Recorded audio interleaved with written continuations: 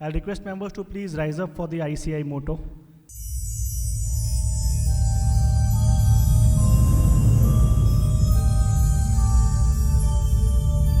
Yaesha supteshu jagrati Yaesha supteshu jagrati Kamam kamam kamam kamamsho Pusho nirvimana nirvimana Tadeva shukram Tad brahma Tad brahma Tadevamritamucchate Tasmin lokaha shitah Sarve tadunatyadi kaschan Etadvaita Etadvaita Etadvaita Etadvaita Etadvaita Etadvaita And my privilege to invite and request all the dignitaries on the dais and off the dais to please join in lighting of the lamp. I'll request all the dignitaries and on the dais and out of the dais, Managing Committee colleague Abhinav Malaviya, past Chairman Bishan Bhai, Managing Committee colleague Samir Chaudhary, Rinkesh Bhai. I'll also request our esteemed panelists Rupesh Bhai and Hiranand Savdani sir, also Maulik Jasani sir, the moderator for the session, to please join for the lighting of the lamp.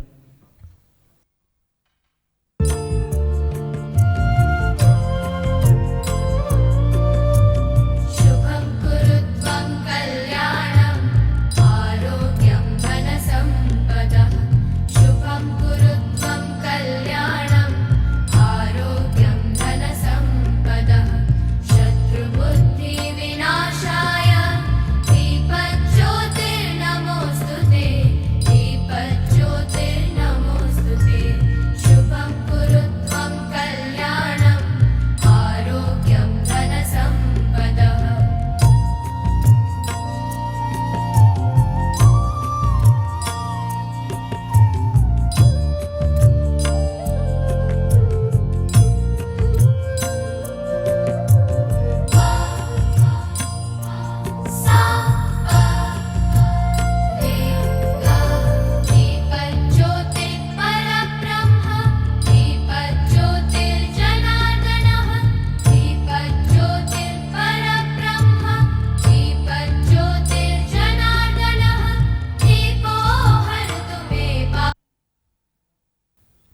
With the auspicious start, after seeking the blessing from the goddess after lighting of the lamp, I'll request Chairman Ahmedabad branch CSO Neil Sanghvi sir to please address this august gathering and set the tone for the session.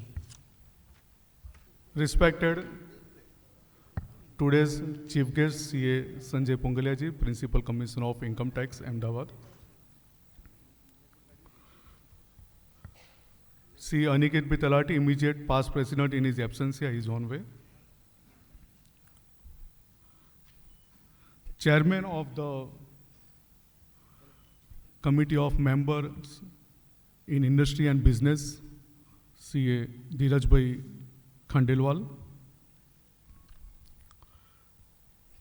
Central Council Member and the Chairman of the CPE Committee, CA Purushottam Bhai Khandelwal. Central Council Member, CA Vishal Bhai Doshi. The panelist of the today's event, CA Hiranand Bhai Savlani, CA Nupesh Bhai Shah, CA Umang Bhai Nata, CA Bhavin Bhai Bhagat, CA Maulik Jasani. On the dais, Vice Chairman of the branch, CA Neerav Agrawal. Past Chairperson of the branch, CA Dr. Anjali Choksi, CA Bishan Bhai Shah, Managing Committee Member, CA Rinkesh Shah, CA Abhinav Malaviya, Regional Council Member, CA Vikas Bhai Jain, past Chairman, CA Anil Bhai Shah, and all participants, the CFO, CEO of the corporates of the Ahmedabad. Welcome all of you. And good evening to this beautiful evening. I am also thankful to present in a large numbers in spite of the bad weather situation for the last 2-3 days in Ahmedabad. I am also thankful to the chairman of the Committee of Members, Industry and Business, CA Dheeraj Bhai Khandelwal, for giving the opportunity to the Ahmedabad branch for hosting this event. Yes, the role of the CFO, CEO in the companies is very crucial. And if there is a crisis, finance management in the company, the role of CFO becomes very much important. See, your role in the merger and acquisition, for strategic decision making, for MIS, it's very important for the promoter, and you are able to convince to the promoters, and hence we can see that the valuation of the companies have increased drastically since last 3-4 years. I again welcome all of you and wishing for the networking, good networking over here. Thank you very much.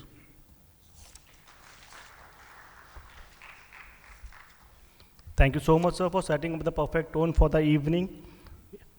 We are proud to have such a dynamic chairman at this Ahmedabad branch, who is leading from the front, who is coming out with amazing ideas for the members, both in industries and for the members in practice.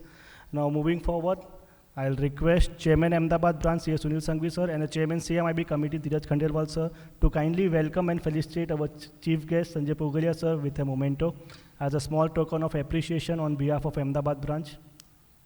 Sir, it is our pleasure to have you on the dais, on the board.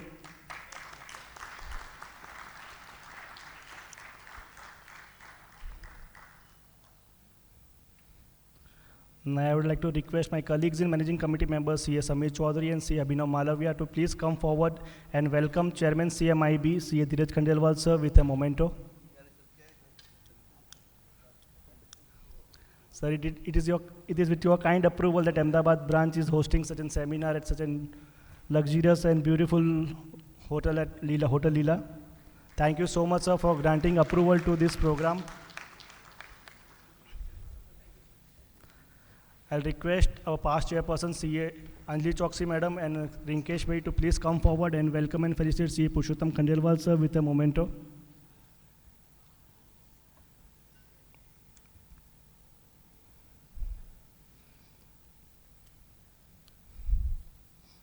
I'd like to request all the members to please join in welcoming sir with a big round of applause.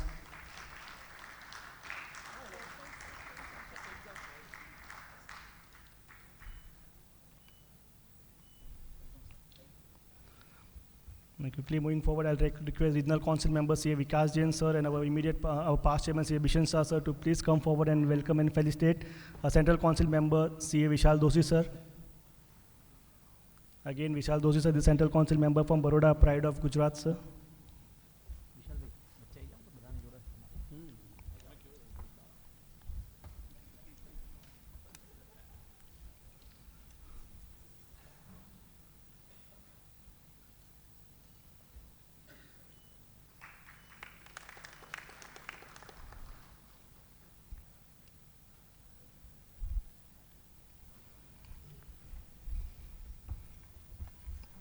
Quickly moving forward, I'd like to request Central Council member C.A. Vishal Doshi sir to please address this august gathering and share his valuable thoughts to the members.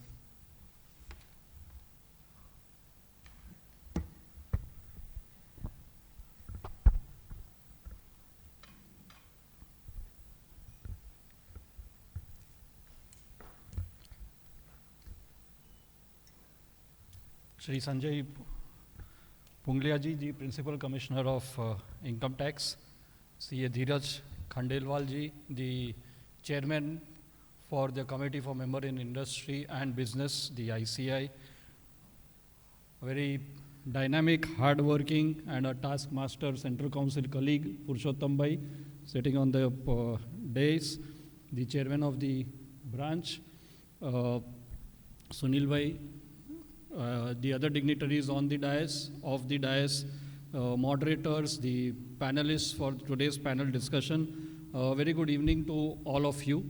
I take this pleasure, privilege, and opportunity to share with you some of my thoughts, especially when we are interacting with a very different, I would say, demography of professionals, because normally day in, day out, we are interacting with the members who are more so in the practice. And especially in today's this conclave, the CFO conclave, we are interacting with our professionals who are in industry, where I would say the expectations, the requirements is very different from that which is there in from the members in practice. One thing I would like to share when we talk of, as chartered accountants, we are always interested in data, statistics, analysis, is that in the recent trend, at least of the last 5 to 7 years, and definitely Dheeraj Bhai would throw more light on it, but especially with the newly qualified chartered accountants, more than 70 to 75% of the new pass-outs are opting for either industries or being entrepreneurs, or I would say the other way around, they are not opting for a certificate of practice. So that is the trend that has been observed at least in the last 5 to 7 years, which means that there is not only more demand for professionals, for chartered accountants in the industry, but there are more opportunities also in different areas that are there. In fact, many of us, especially the seniors, I would say, when we qualified, typically a chartered accountant was sought after in audit and tax. These are the two predominant areas there where there was always a need for chartered accountants. But now if we see, there are so many areas, or I would say there is not even a single area where there would not be a demand or a requirement or a need for a chartered accountant. So that is why we have so many members who are thriving in the industry. I would just like to further supplement that when we talk in practice, definitely it is use of more and more technology as part of our practice, and I see that that is no different when we talk of our friends who are in industry, that the use of technology is something that we all have to imbibe in our day-to-day activities, day-to-day procedures, and that is what is being expected from us as professionals.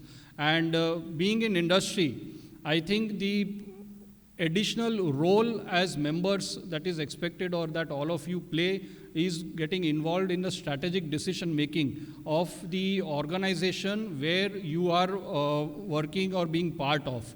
Because compliance is, in most of the industries, we've seen that it is the system, it is the technology which takes care of.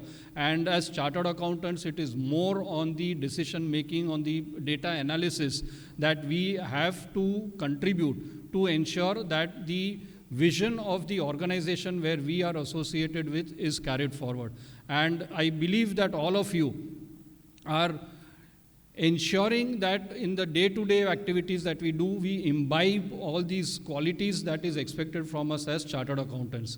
I know we are looking forward for a very wonderful interactive panel discussion also, which is awaiting us. So without taking much time, once again, I welcome you all to this CFO conclave and wish you a very, very happy learning. Thank you very much.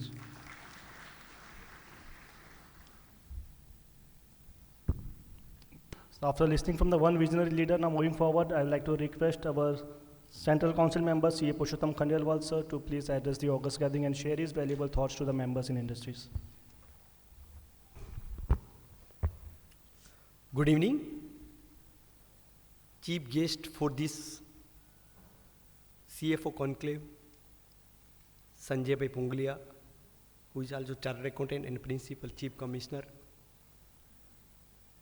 Chairman of this CMIB committee, Dheeraj Bhai Khandelwal, who all the way come from Mumbai to address you all Dheeraj Bhai is one of the dynamic council member. Whatever assignment is given to Dheeraj Bhai in council, sir मैंने आपकी organising capacity 2009 से देखी है, जब मैं branch में काम कर रहा था. फर्स्ट टाइम अपने मिले थे आगरा इंटरनेशनल कॉन्फ्रेंस में.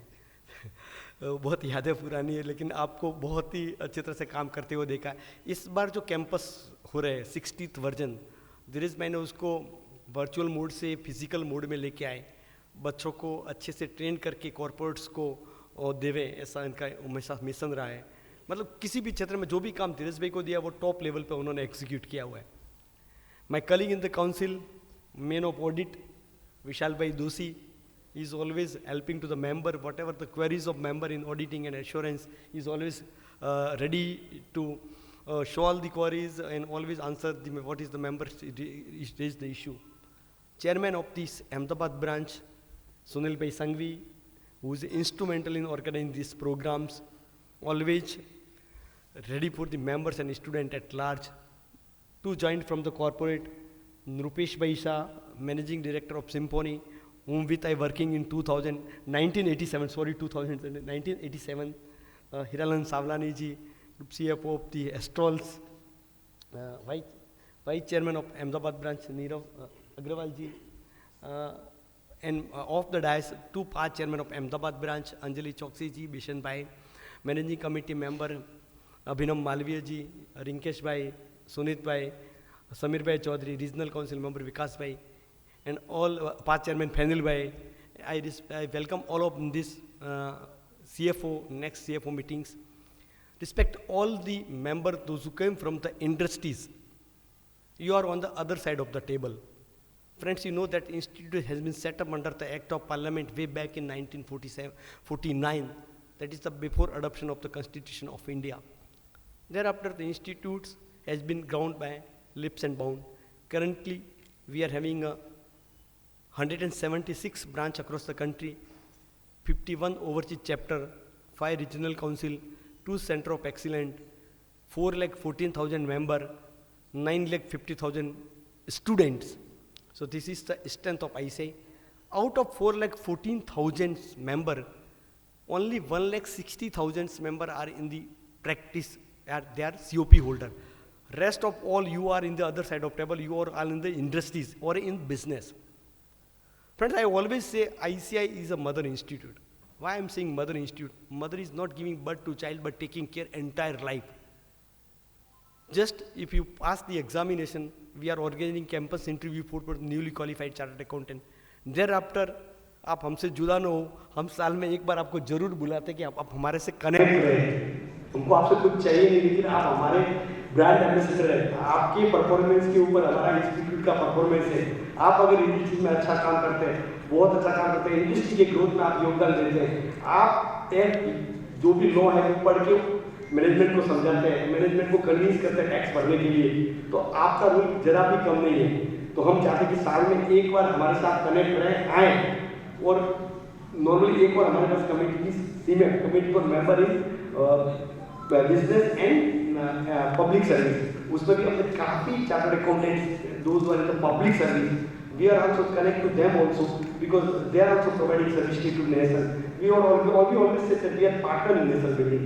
हम कभी ऐसा चाहते नहीं कि लिटिगेशन और हम कमाएं, हम चाहते हैं कि हमारा क्लाइंट कमाए. या ऑर्गेनाइजेशन में तो ऑर्गेनाइजेशन का ग्रोथ. आप यहाँ दो लीडर्स बैठे हैं, हिरानंद सावलानी जी और नृपेश भाई, दोनों यहीं से हैं. दोनों ने अपने अपने क्षेत्र में बहुत प्रोग्रेस की है, कंपनी को कहाँ से कहाँ लेके गए. वो आपके लिए रोल मॉडल है, आप इनसे सीख सकते हैं. इसलिए हम इनको बुलाते हैं कि आप कहीं इनसे देखें. जैसे संजय भाई पुंगलिया है, इसे चार्टर्ड अकाउंटेंट बट आज स्टेट कमिश्नर तक पहुँचे.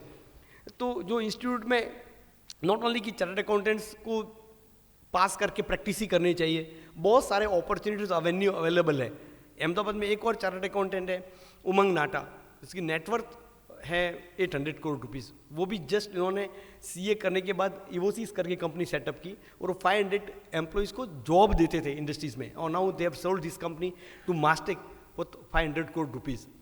सो आप अपने आप यूनिक में, normally I said that there are 8 billion people in the world in this earth, but they have a unique identity. Unique है, किसी का biometrics telling every person is a different thought process.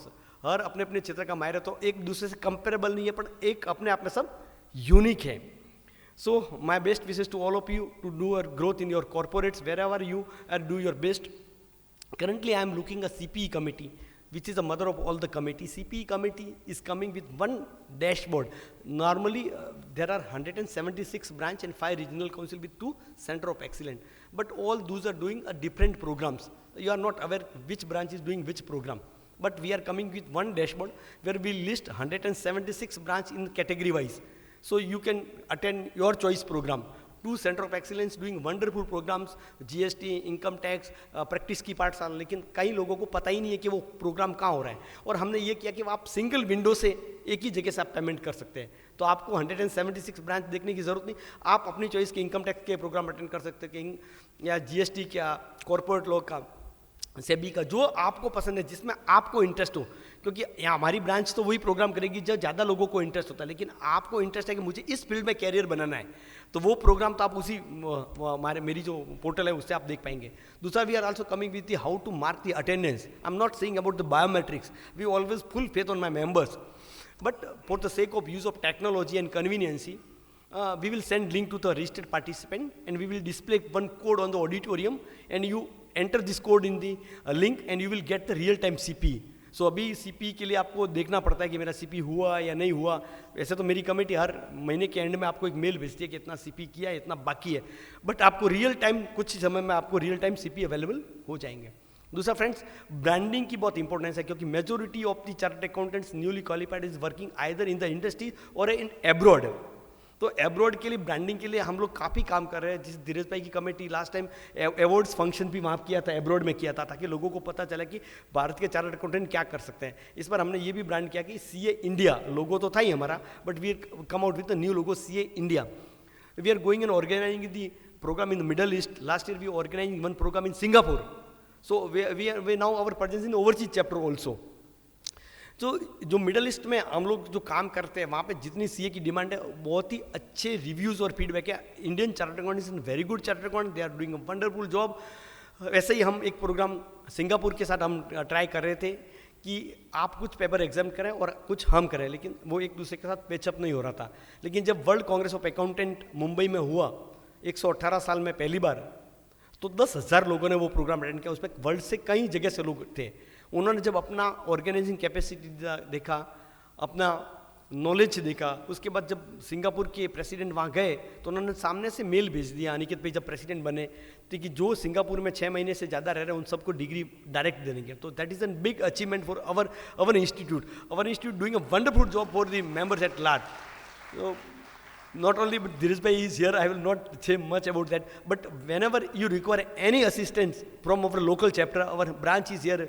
We all center council, me and Vishal bhai is also here, regional council member is here. Thank you so much for coming and attending the program. Thank you so much.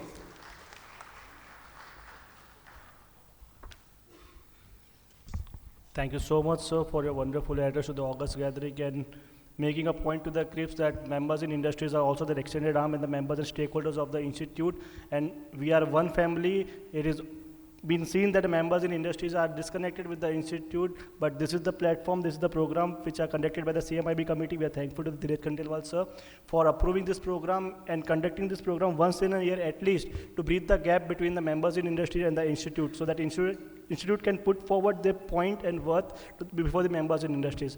Now with these words, I'd like to request the man himself, the CMIB committee chairman, Dhiraj Khandelwal sir, who has conceived and conceptualized this program, to share his words with the members. Dignitaries on the dais,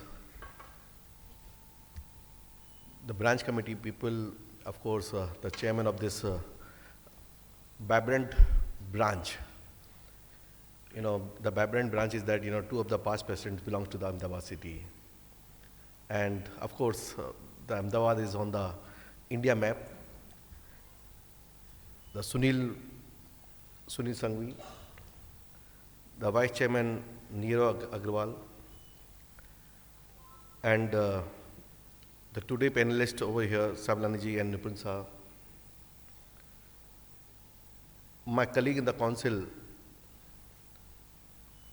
Vishal Bhai, as rightly introduced by the Purushottam, audit man, with integrity, with honesty, and handling number of committees, being part of the vice chairman as a WASB, heading the chairman of FRRB, working behind the curtain, I can say it's, but very important role which working in the ICAI, Vishal Doshi. Please welcome the Vishal Doshi from the board of the Another person, as rightly mentioned, that we met him in 2008 in the Agra conference, and then since then, been continuously evolved for the ICAI work. Then I introduced him to the exam committee in 2009, and continuously working in the branch, then regional council, then central council. How I have seen his journey, the consistent working, replying to all people, ground to earth, focus for the serve to the profession.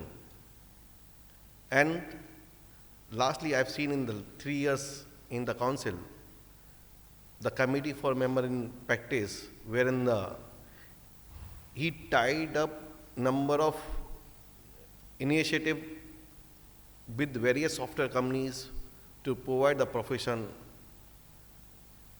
multiple tie-ups which he did it, and which Purushottam Bhai, which we are using currently in our council as well as in our committee also, because these tie-ups are very beneficial for the members at large, whether it's an industry or whether it's a members.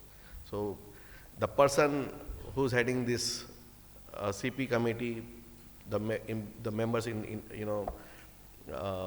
the practice, always be working hard, hence some I can say it's in working. So a lot of applause for the Purushottam Bhai for consistent working in the council.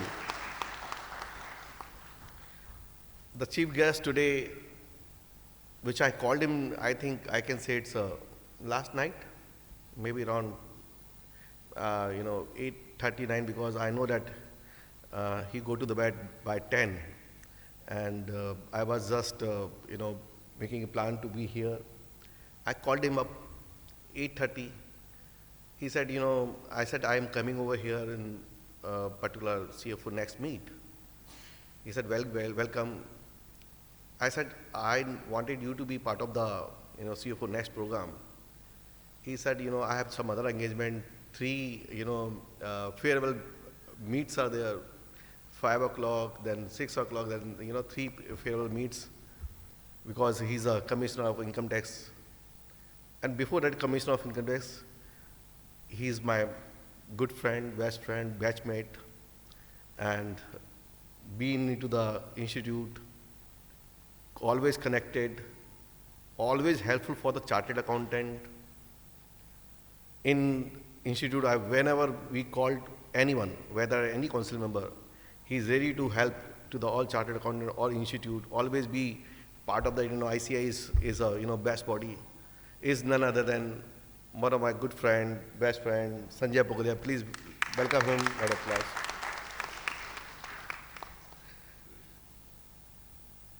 We have 2 jewel over here, the past of this branch.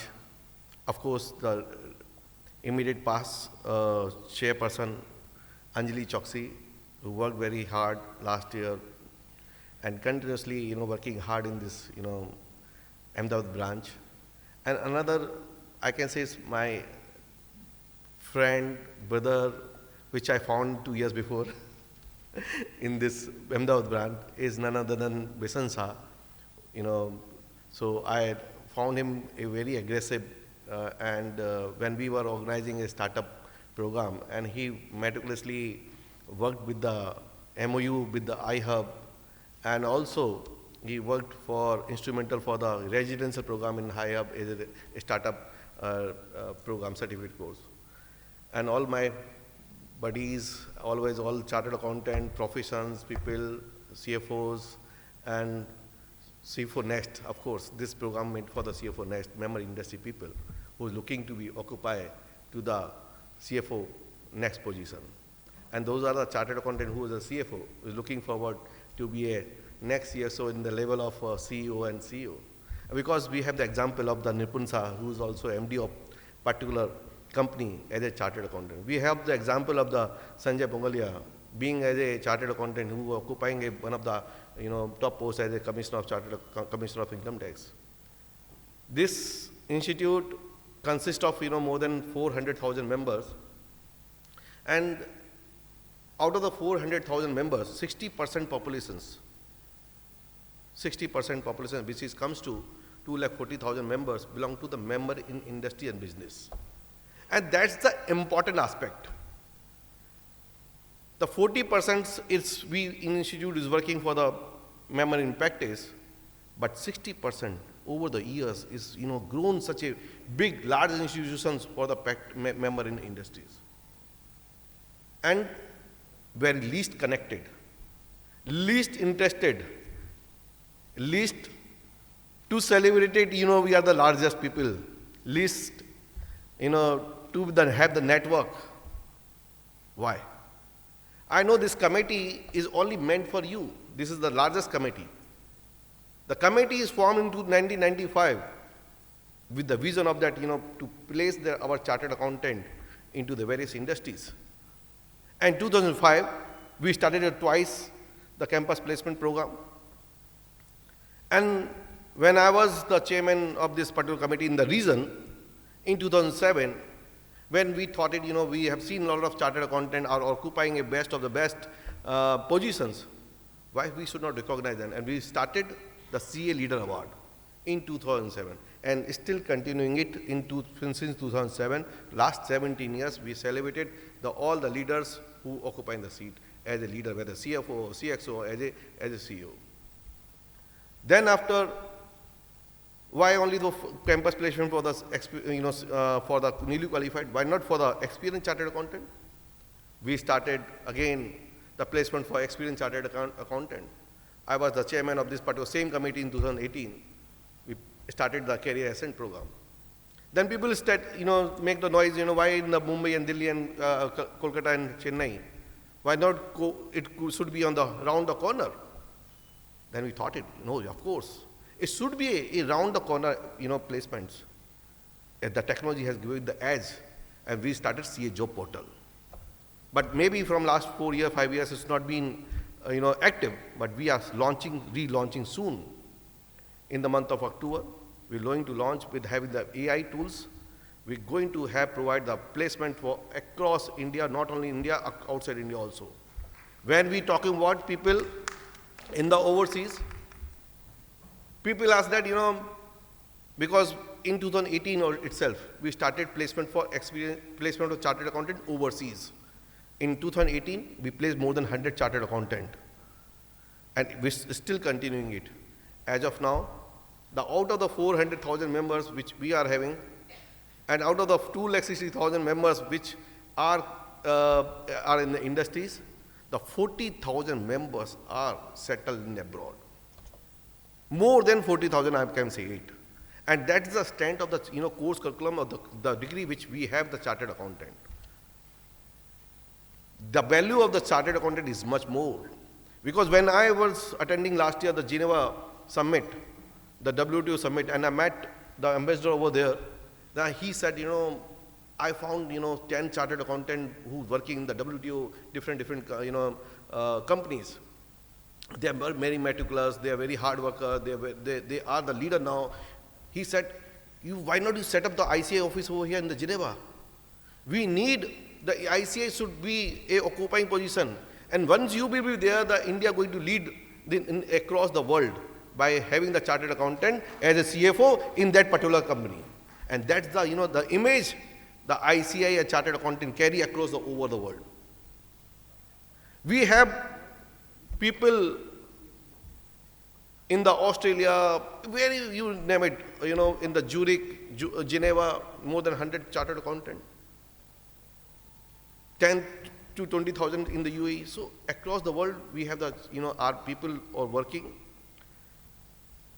Recently, in last 4 years, we started management development program for the chartered accountant and MDP for the rank holders. Then people ask, Why not it for the all the chartered accountant, all member in industries? And friend, I'm very happy to say that we already started yesterday. We launched the course, a master class on the leadership with ISB, Hyderabad, a virtual 30 hours course. You know what the amount? Who can say what the amount? Yes, it's just 1,000 rupees. 1,000 rupees. We have the aim that all the people should part of the leadership program, and you will definitely going to enrich the knowledge on the leadership, critical thinking, storytelling. The reason being that this program is organized is a CFO Next. We're looking that youth youngster over here should occupy the position as a chartered accountant, as a CFO, in early position. And those are already became the CFO, how they can be a CEO and how they can be a CEO. Because as of now, I know around Nippon by 200 CAs been occupying as a CEO and MD positions. And recently, we had a starter spear program in Bengaluru. We invited 17 unicorns, and frankly opinion, I'm saying out of 110 unicorns, the 17 unicorns represented by, as a co-founder by the chartered accountant. 17 unicorns. And that is the strength of the chartered accountant. Out of the 400 to 500 unicorns, out of the 400, 500 unicorns, I can say guarantee, I don't have the exact number, but 50 to 60% the co-founder of, belongs to the CA community, CA, as a CA. That's why, I have the privilege to have talked with the Suresh Prabhu in 2018 when we started this, in this same committee, we started the startup Manthan, the very first time. Then we had a argue with the Suresh Prabhuji. I said, how many successful ratio of the, what is the successful ratio of the startups? He said around 3 to 4%. Who is leading that? He said IIT and IIMs. I said, I at least know, in 2018, I said, I at least know around 70 to 75 chartered accountant-led startup, and all are successful. And I can say now, the world is going to lead in the startup by the chartered accountant only. As of now, is 100,000, 100,000 startups are there, more than 100,000 startups are there. In next 2 years, going to be more than 300,000 startups, and maybe in next 5 years, maybe 500,000 startups. And previously, we have seen that startup success been belonged by the student IIT communities of IIMs. Now the next 10 years going to be led by the chartered accountant. And you all youth over here, those all are in the industries, after getting a good experience, are started working to quit the job and looking after, okay, what the new idea can be there, how the funding can be there, how you can start the business. And India is leading toward the 2047 Viksit Bharat. And we, chartered accountant, can play the important role as a startup, as an entrepreneur, and even in the company as taking the leadership role. The leadership entrepreneurship is important. And how you can remain a good entrepreneur? By upskilling the knowledge, upgrading your knowledge, sharpening your knowledge, taking the technological advantage in your skills. Because otherwise, IIT has launched the CFO course. MBA has launched the CFO course. All the, I am Kozhikode, or I am Amritsar, launching, become a CFO. Your role going to be in dangers. You going to be in dangers, I'm telling you. Otherwise, if you're not going to upskill with your technology. And that's why we have to meet all people over here, network ourselves, think over that, and create a study circle in the industry. We, in the institute, we have already granted to have a study circle if you have 25 members in your company. Meet up, think up, take up. That's the important aspect of as of now. And that is the reason in last 2 years we started 40 under 40 awards. Purpose is to recognize the young brilliant mind to aggressively work towards the country and for the company, and then after for themselves. And this award going to be in Mumbai in month of November, and I can say that all of you, those are already in the industries, please participate by enrolling your name. You can be a achiever. You can be posed that you can be part of the ICAI Leader Award. We are working towards the members, and this year the unprecedented year where the campus placements are held in the institute history with the large numbers, with more than 15,000 members are looking for the jobs, and we created the enough space. And I urge all you people over here, please participate in campus placement program. Because we need to hire, whether it's 1 or 2 or 3 vacancies or 5 vacancies or 20 or 30, come to the institute. Take up the campus placement program. People said that the fees is high. I said no fees at all. Even for the chartered accountant, come on the last day, on the 6th day, there is no fees for any member, any industry or any chartered accountant firm. Requesting the branch, please enroll more and more firms, CA firm, more and more companies for the last 6 days. There is no absolute fees, and so that members can place better way. Though there is no unemployment in the ICAI Institute, never been, because Institute gives a right on the very first day by giving the certificate, you can start your own practice or the startup, or in the remain being as a employee of the CA firm. So there is no unemployment. Only the best of the best job which they are looking forward, how they can be in the best life. So this is my urge. I will not take much of time. I would want to say that this is a good network gathering. Sharpen your knowledge. Think that how you become a CEO of the company in next 10 years. And if not, how you can have your startup as a unicorn and unicorn. With this, happy learning. Thank you very much.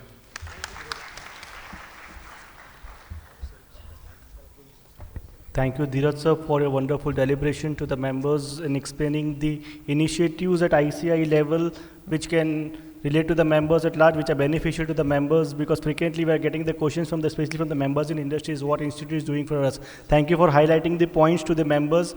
And now it's time to listen to our honorable chief guest, Sanjay Pugalia sir. Before inviting sir to the podium, I would like to give a brief introduction of the sir. Sanjay Pugalia sir is an IRS officer of 2002 batch. He is presently posted at Ahmedabad as Commissioner of Income Tax, International Taxation and Transfer Pricing for the state of Gujarat, MP and Chhattisgarh. If we talk about sir's educational qualifications, sir is a BCom Gold Medalist, Chartered Accountant, ICWA All India 14th rank. After joining service, sir has also acquired a degree of LLB. Sir has joined Income Tax Department in the year 2002. He has worked in various capacities as Surat, Mumbai, Chennai, Panvel, Thane and Nasik. During his tenure in the Income Tax Department, sir has received appreciation letter by the Chairman CBDT for outstanding investigation, letter of appreciation by the Principal Chief Commissioner of Income Tax Pune for outstanding contribution during Income Declaration Scheme 2016, and certificate of commendation as Best Officer contributing to infrastructure development for constructing office cum residential building at Panvel. Sir, thank you for being present here, and we would like to hear from you. Please, sir, the podium is all yours.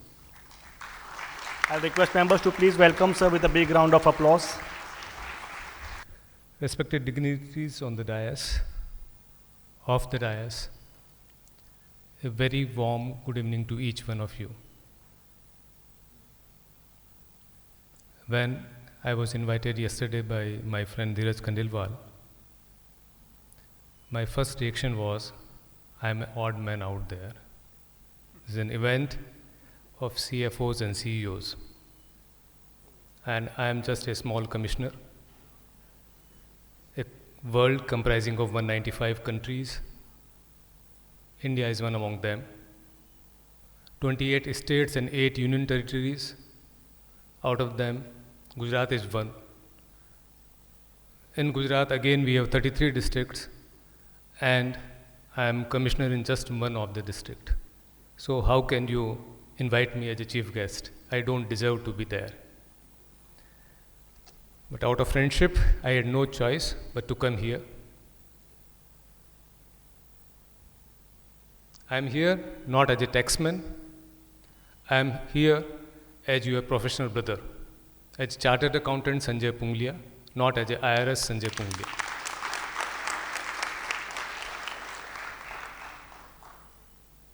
Since this is an event meant for CFOs, CEOs, and budding CFOs, in my last 25 years of career, I have come across many CFOs, CEOs, and promoters. And out of those interactions and experience, I would just share few things which a promoter looks for in a CFO. First of all, a CFO should have an entrepreneurial attitude. He cannot just think about accounting, he should think like an entrepreneur. Gone are the days when CFO was just concerned about accounting and auditing. Think in the way entrepreneur thinks, that wavelength should match. You should think that I need to take up this enterprise to a next level. Only then you will be selected as a CFO, and rightly so, because CFO is a next CEO material. Whenever succession planning takes place in any organization, first chance is given to a CFO who is thinking in a way an entrepreneur thinks. So the first quality, work like an entrepreneur. Number 2, a CFO should have a 360-degree view of the entire industry or organization wherein you are working. You cannot just remain concerned about accounting, auditing, banking, taxation, finance, insurance. No. You need to know about manufacturing. You also need to know about marketing, technology, HR. So unless you raise yourself to top and have a bird's eye view of all these things, I don't think one can sustain long to remain as a CFO in any organization. Thirdly, a CFO should have a growth attitude rather than a static attitude. He should keep learning himself, come to such conferences, have interaction, know about your own industry, but also other industry. And these days, we need to keep updated ourselves about technology.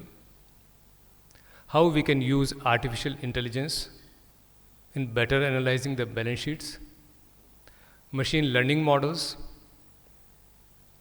deep learning models, natural language processing. Even as a law enforcement agencies, we are using AI in a big way. SEBI is using machine learning in a big way. All the draft red herring prospectus, they are run through a system to find out aberrations. So a natural language processing model has been developed in SEBI to efficiently discharge the role of vetting the prospectus. So same way, you can't keep yourself away from technology. If you are, by any chance, if you kept away from technology, then within few years you will be just obsolete. Someone else will replace you, he'll come as a CFO, then you will not have time to regret. So I would request Institute to design some programs on these lines and please equip our chartered accountants with the next level of technology. Since time is short, I'll just share one more experience which I had with these people who of this country had an occasion to interact with top 5 businessmen of this country at various point of time, today, in the past also. In your journey of being CFO or from CFO to CEO, sometimes failures are bound to come. You may apply for a position, someone else will get it. Or within an organization, someone else may jump you. You are aspiring to become a CEO and looking for a dream for 5 years and suddenly someone comes and supersedes you and becomes CEO. So success or failures are bound to happen. Life is a journey. We need to accept them gracefully. But in the process, we should not be leaving aside our goal. Keep firm focus on your goal. No need to deviate from that. And since I'm a student of Bhagavad Gita, I'll take one shloka from Bhagavad Gita, chapter 2, shloka 47. Karmanyevadhikaraste ma phaleshu kadachana ma karm phal hetur burma mate sango astva akarmani.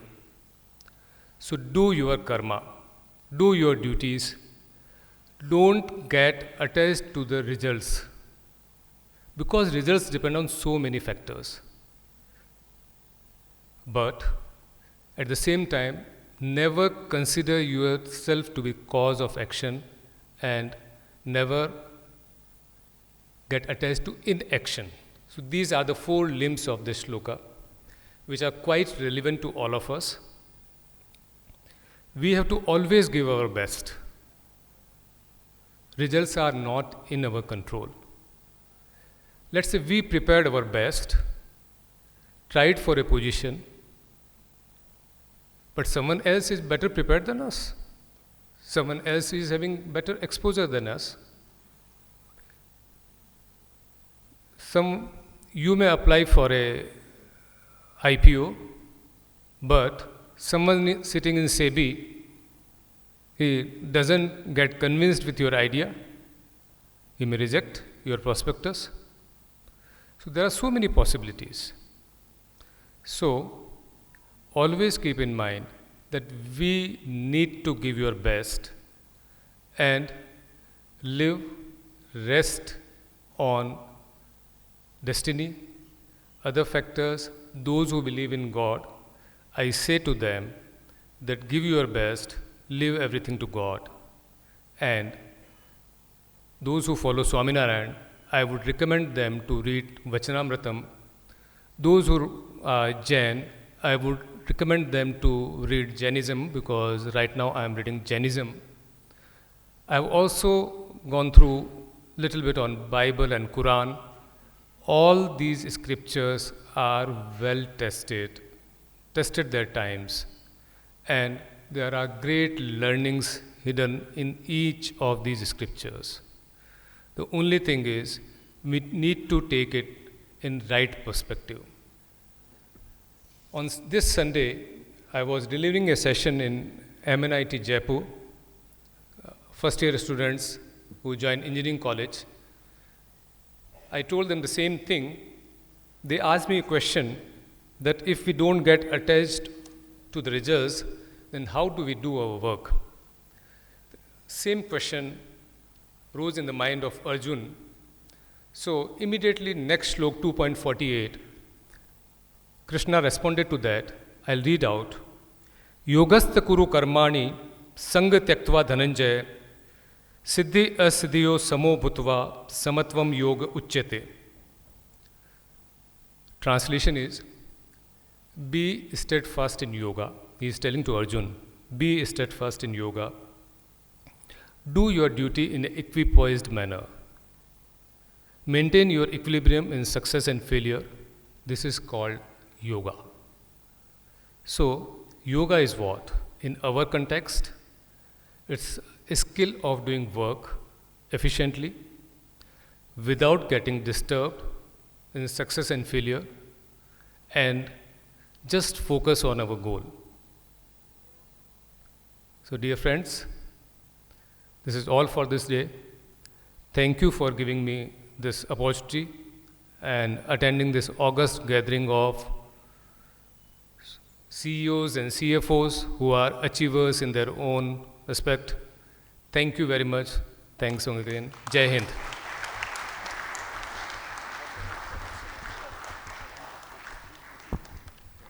Thank you so much, sir.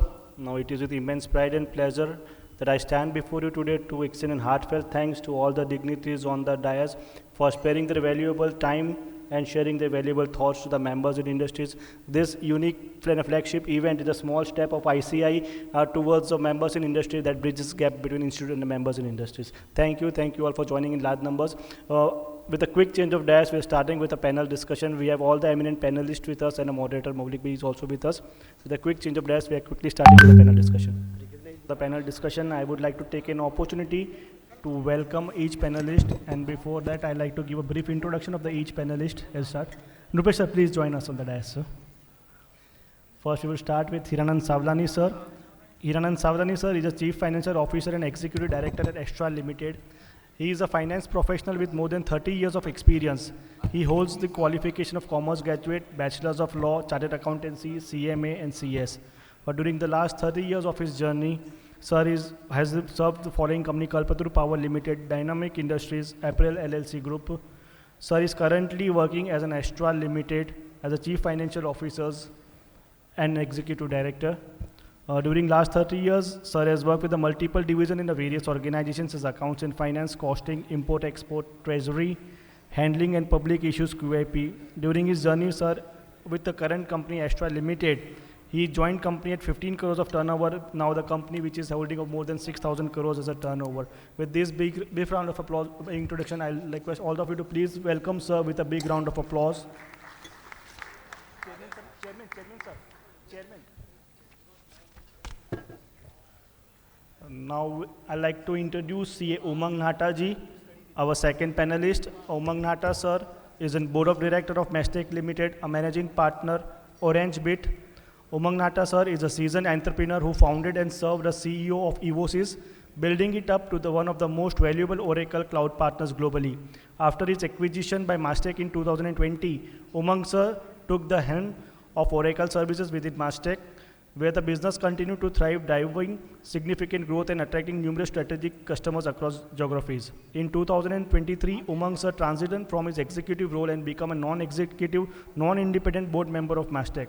During his first year on the board, he gained a profound understanding of Mastech global operations, and he has been instrumental in driving the company's evolutions into a leading mid-cap IT service provider. With this brief introduction, I request members to please welcome sir with a big round of applause. I'll also request Chairman Ahmedabad branch sir to please come forward and welcome and felicitate our panelists. I'll request sir to first welcome Hiranand Savlani sir with a memento.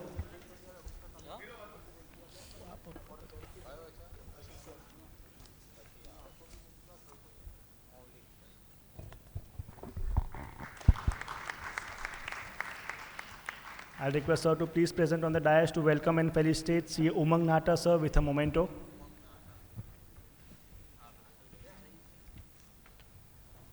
I'll request members to please give a big round of applause and join us in welcoming Umang Nahata sir with a memento. Moving forward, we have third panelist. I'll request Chairman sir to please remain on the dais. Moving forward, we have third panelist, Mr. Nupesh Shah sir. Sir is a standout professional with a remarkable track record at the age of 21. He was the youngest chartered accountant in the country in 1986. He exhibit his proficiency by managing wealth of Group's family office and multi-family offices, taking strategic stake in listed and unlisted companies, corporate strategic advisory, merger and acquisitions, PE and debt funding. Sir is very instrument in a listed equity directly based on in-house research and analysis. Sir is taking a small strategic stake in small cap, micro cap listed company as well as unlisted companies, helping them to achieve exceptional growth, performance and governance by following assets light, capital light and strategic growth model. Sir's investment in PE and venture capital funds having exceptional track record and vintage by evaluating several parameters. I'll request sir to please welcome Rupesh sir with a memento and request members to please give a big round of applause.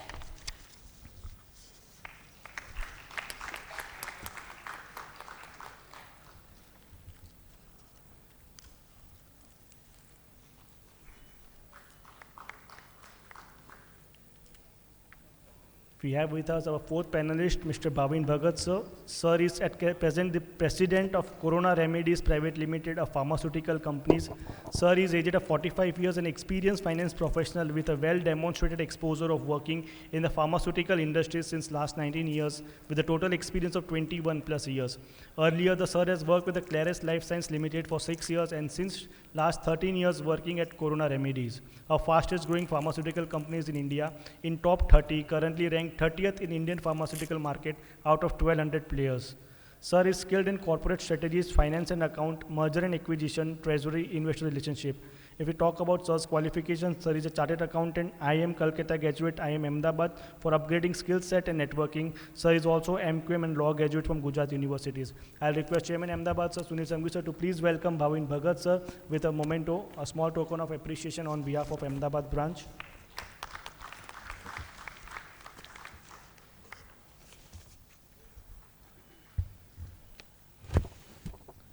The last but not the least, I would be failing in my duty if I do not recognize the presence of Maulik Jasani sir, who will be moderating the entire session.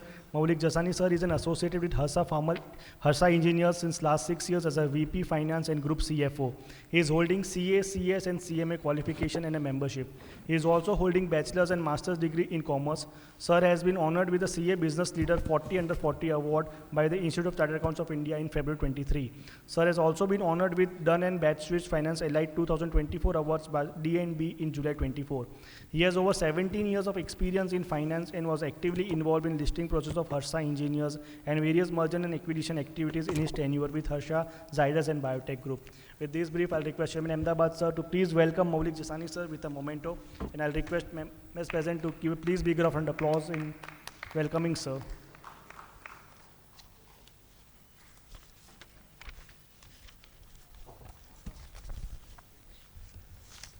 And I'll request moderator for the day, Maulik Jasani sir, to please take it forward from here and take the session ahead. Thank you. Check. Yeah. Thank you, Nirobhai, for a nice introduction of every panelist, including myself. And hello, everyone. Good evening, dignitaries on dais and off dais.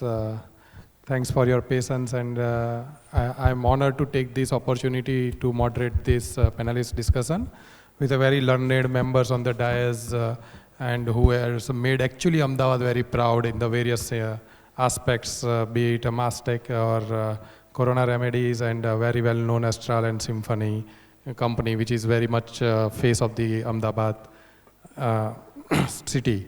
Before going to the panel discussion, I was just thinking about the theme of the today's conference, and which is saying that CEO, CFO synergy. And as we know, the current world is very much attracted with the C-suite requirement.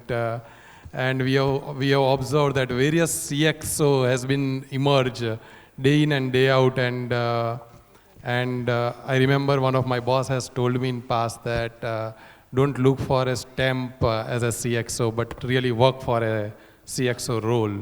So that's what has been proven by the dignitaries on the dais. But before going there, let me just make it more interactive and try to engage every one of us also in the discussion in between. Can we work on the ABCD of CXO? And I would like to have some suggestion from the audience also, and even from the panelist here. If I want to start, obviously CEO and CFO very much known and goes hand to hand as E and F is next to each other in the alphabet. But I was just wondering, in next few years, we will have the full ABCD of CXO world. And to start with, if I say CAO, it can be stand for Chief Administrative Officer. Anyone has any other suggestion? Chief Account Officer, perfect. If I go for the CBO, Chief Business Officer, any other suggestion? Okay, let me move next. CCO, Chief Compliance Officer. If you have Chief Culture Officer, very well in the world of ESG, CCO is going to be a next demand. Chief Culture Officer. CDO, Chief Design Officer. Any suggestion? Chief Digital Officer, wonderful, wonderful input. Perfect. With this, let me start with my first questions and let me go into the masters. Here's Mr. Hiranand ji. My first question to you is defining the relationship. And I have tried to break down my questions in 3 phases. One is more on the relationship between CEO, CFO, strategic role, and operational role.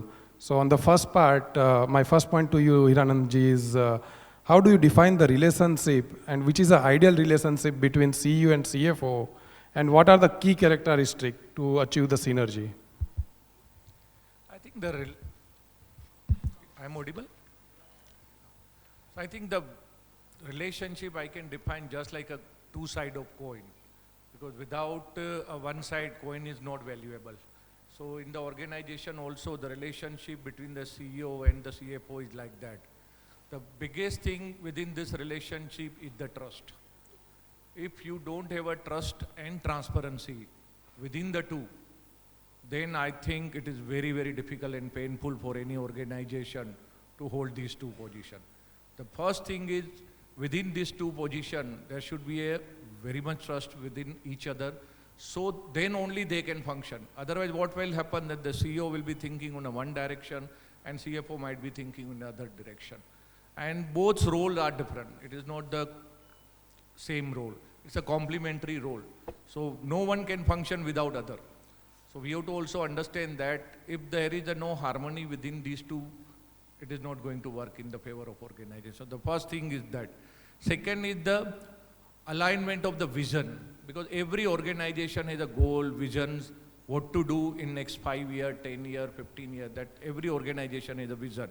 So both these people should have a alignment on the vision. If one is thinking only on the growth side and doesn't look at the other side, then it is not going to work. Because normally we have seen that the CEO role is that he is more of strategy, more of vision, while the role of CFO is more of risk management, more of cash flow, more of capital deployment. So these 2 should be working together, otherwise the long-term vision or long-term goal is not going to achieve. Secondly, normally the role of CEO is that he has to look for the long-term vision of the organization, while the role of CFO is not long-term. He has to think for the short-term first and then align with the long-term, because he has to look at the day-to-day cash flow, day-to-day things of the organization. So for him, managing the short-term is more important, and then the long-term stability and the long-term vision of the organization. So you have to always see that both sides he has to work. While normally CEO think for the 5 year, 10 year or 15 year down the line. So that is also equally important to see. Third thing is that I think respect for each other. Mutual respect is very well important, because everyone is master in that area. CEO is good in his side of the business, visionary, strategic, all these things. But at the same time, CFO's role is also equally important.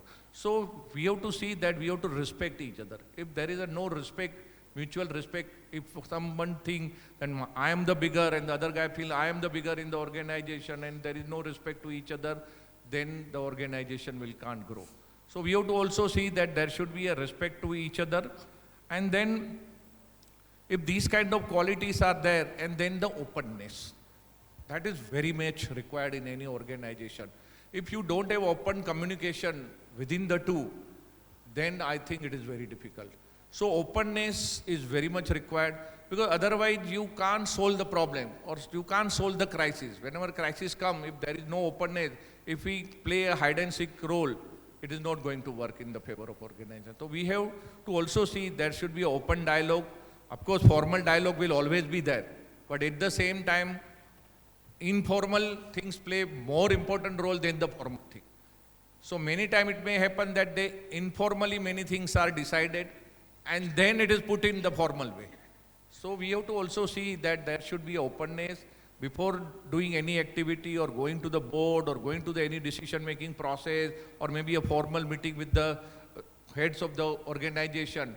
These two positions should of the role decide what exactly we want, and they both should be aligned with each other. Absolutely right, sir. The trust, transparency and visionary.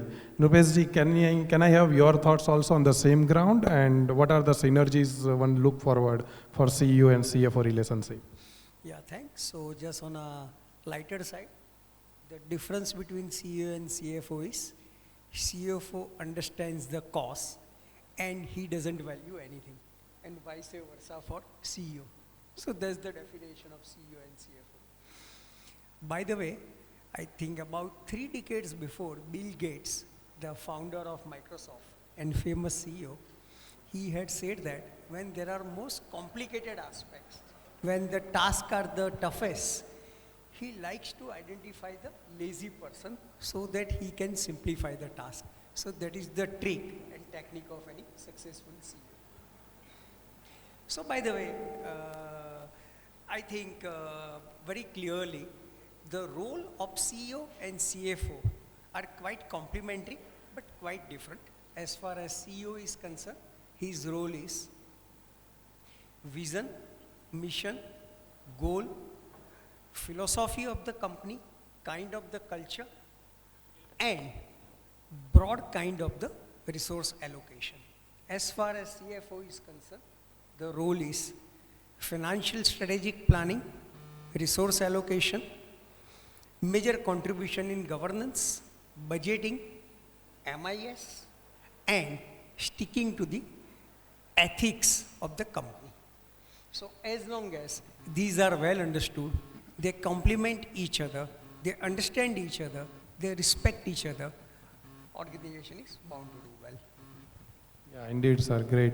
And we also have Umangji with us, who has actually wear both the shoes is in his history as a CA fraternity. What are your thoughts? What are the great synergy between this relationship?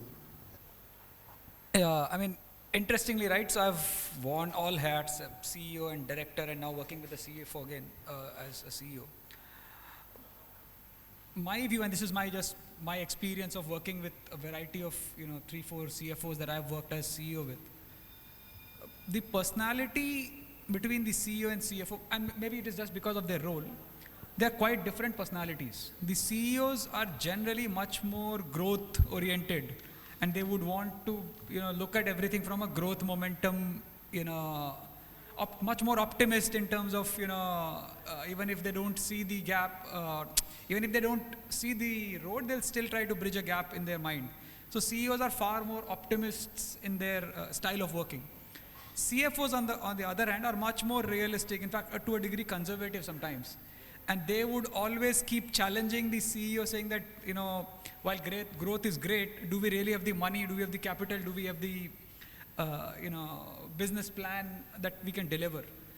And I think this combination of the two is is the balance, right, between the company where we on one hand try to deliver growth, but we also have the other hand which tries to keep checking whether we have the capital or the appetite for delivering such a growth, and sometimes we don't go out of the range.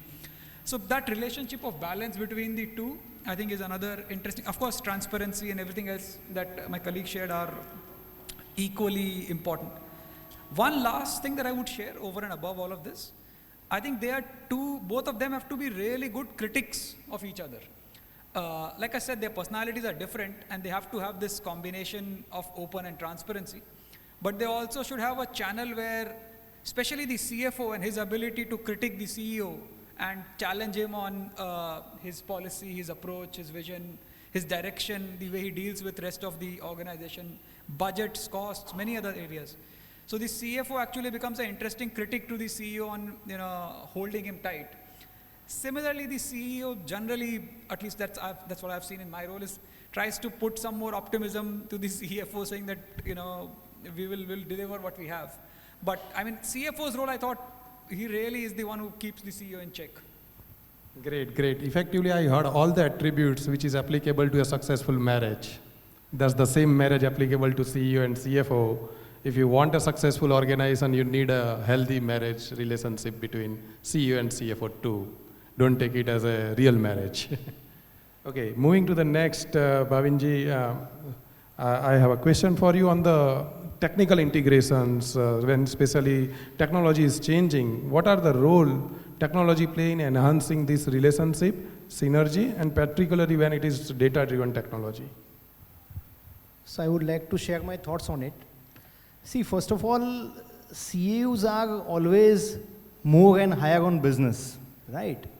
So what they will tell to people like us, that when business is changa, then why to take panga and all these things? So do with all your stereotypes and go ahead in your life.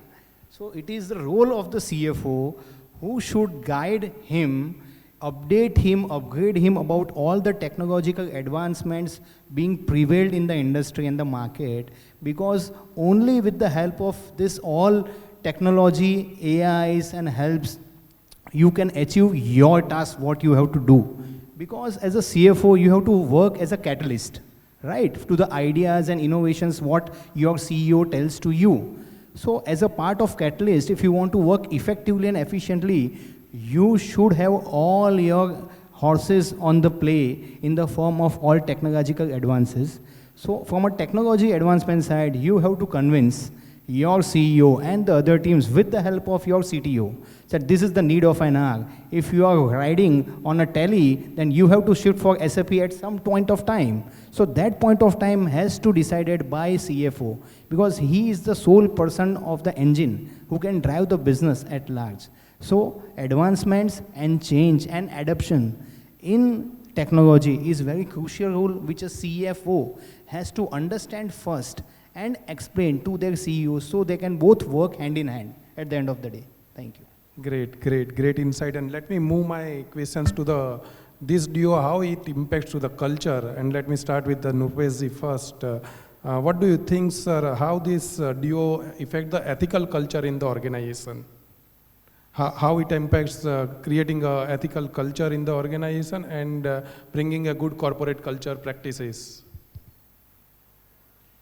In fact, ethical culture, I always believe that, and repeatedly we see corporate after corporate, it's not only about the integrity, it's not only about the morality, but in reality, if one sees the real commercial value, real commercial benefit, there is a great commercial benefit to all the stakeholders, including promoters themselves, including wealth maximization. The point is, very clearly, the companies which are ethical, which is a part of the governance and part of the ESG, which score very high on that, obviously, investors really queue up. Whether it is local investors or global investors, for them, this is very important factor, and for all ethical, growth-oriented, capable companies, they really queue up. Secondly, in the same industry, the companies which are ethical, which follow good governance, versus companies which lack in that respect, there is a big difference in terms of the valuation. That is in terms of the PE ratio. And because of that, the valuation of the company which makes the difference is substantially higher than whatever shortcuts may be adopted. So that is as far as the importance and significance of the ethics and governance are concerned. And obviously CFO has a great role to play. And very clearly, I think the function of CFO and CEO are such, they cannot be and not necessarily be best of the best friend. but doesn't mean that they need to be enemy, because that's what their professional role demand. And as long as it restricts to decent professional difference and helping each other, complementing each other, and still sticking to the compliances, sticking to the governance, can take the company to a greater height. Great, thank you, sir. And Umangji, if you can also give your thoughts on how organization culture can impact and build the relationship of CEO and CFO. Yeah, I mean, my view, the culture of any organization is actually a reflection of the C-suite of the culture. And that's what it is. I mean, we can go back and say that I am very friendly, I'm passionate, I'm evolutionary, I'm whatever, I'm broad, terms culture. But eventually, the behavior that the employees, the behavior that the organization really picks up is the behavior that it sees from its leaders. If the leaders are, honest, transparent, they explain reasons, that's what the organization does. If the leaders are, shrewd and brutal, then that's what the organization picks up. And that's my view of, how culture gets developed. And the relationship that the organization sees, especially between the CFO and CEO, who rightly said are different personalities depending on their roles, and how well they treat each other, how transparently they deal with each other, how respectfully they deal with each other, and how do they settle their differences, because they are going to have differences between the way they operate, like they're built like that, actually helps the organization also see how to work, because every organization there is, people have difference of view, they have a very strong views on certain areas, which is where sometimes these are the ones that tears the organization apart. But if the organization learns to brainstorm the differences, but also understands and respects that there has to be one decision maker in the end who makes the final call, and therefore once you move out of the room, then it's just one view. And if the CFO, CEO are able to build that kind of an example, lead by example there, I think that's the culture that they build. So from a cultural standpoint, I think their individual personalities and their relationships both play a really critical role in the examples that they set to the organization at large. Yeah, great insight. I think if you are in a C-suite, then you should know how to agree on your disagreement. And once you know that, that's a good, healthy relationship for the organization. Yes. And that's what build the overall culture in the organization. With the same questions, I will go to the Bhavinji. What is your thoughts about developing this kind of culture? Do you see a different practice in your organization on this kind of examples? Yes, we do, first of all. So first of all, I would like to add on Umangji's comments and feedback that what is organizational culture? Who develops it? It is we sitting over here, or it is the CEO sitting with us, working with us, decides how to take it forward. So it is always a top-down approach. It will never be a bottom-up approach. So the culture of what we decide, what we do, what we act, everything depends on it. So definitely CEOs and CFO plays a very, very crucial role. And if you asked us that what kind of things we do, so it is as simple as that. You have to be very humble and honest. As simple as that. You don't have to do anything else. If you are humble and honest and in your decision making, everything rest will be done by your team because they see you in and out. So you have to work in that fashion, because I have always seen that what you do is what people see at the end of the day. So it is very simple and very clear. You don't need to do any workshop for deciding the things. You have to just act in an honest and humble manner. Your team will act accordingly. That is the end of the show. Very simple and Just, very clear. Just to complement one interesting example, and I think it will be very relevant to all of us in the room. On decision making, what happens is, especially as CFOs, we tend to become very controlled on budgets, on costs, and many other factors, right? And depending on organization's performance, the EBITDA is really critical to all of us. And we, sometimes they directly, indirectly build a culture where decision making starts becoming centralized. And that's what the organization then starts feeling, right? Everybody starts passing the decision back to the center, saying that I won't decide. Whereas the better CFOs, the ones who really understand how decision has to be made, and the ones who really want, accountability at the edge, continue to push this decision making on their teams at the edge, the business guys, the business finance guys, or the regional finance guys, or the business leaders, and make them accountable for their decisions. And that's where the cultural difference is. So are you really making it, tight, or are you making people more accountable? And CFOs actually play an important role in that decision making culture. Yeah, sounds great. So make others accountable, and more importantly, what is culture? We are the culture. It's a time to go back to my ABCD, sir, first. We concluded at CDO, and next is very much known CEO. What do you think? What is CEO other than executive officer, being a CEO? I don't know. Funny one could be chief entertainment officer. And more enthusiastic one? Enthusiastic officer or energetic? Of course. He's the energy wire. He has to. The chief energetic officer is the real driver of the organization. Anyone has a thought, especially CFO, chief fun officer. So both CEO and CFO, if Jodi is not good, they will become, the answer is very well clear. Chief entertainer officer, chief fun officer. But anything else, CFO? Don't tell me Faltu officer. Okay, let me move to the next tough one. What do you think about CGO? Growth officer, sounds great. Geographical officer, if it is an MNC, chief geographical officer.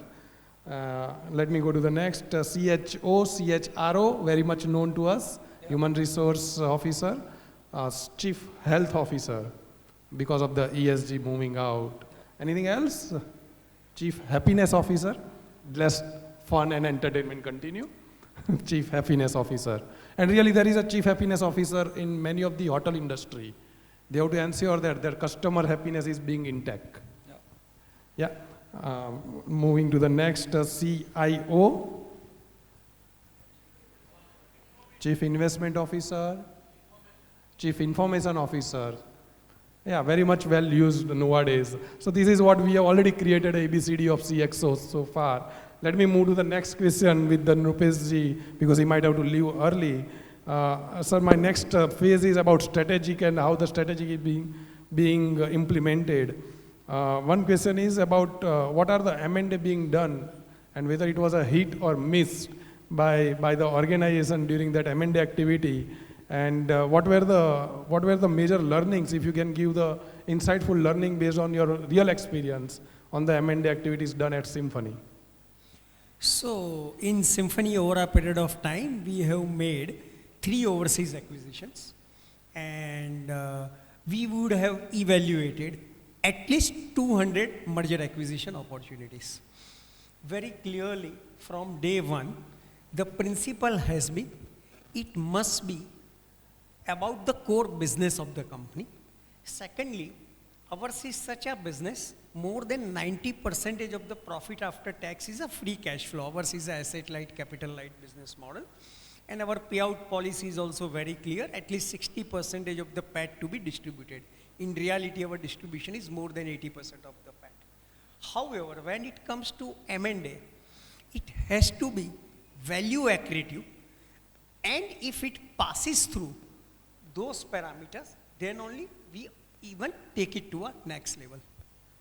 Having said that, to be very frank, our first 2 overseas acquisitions, which was in Mexico, first one, and second one was in China.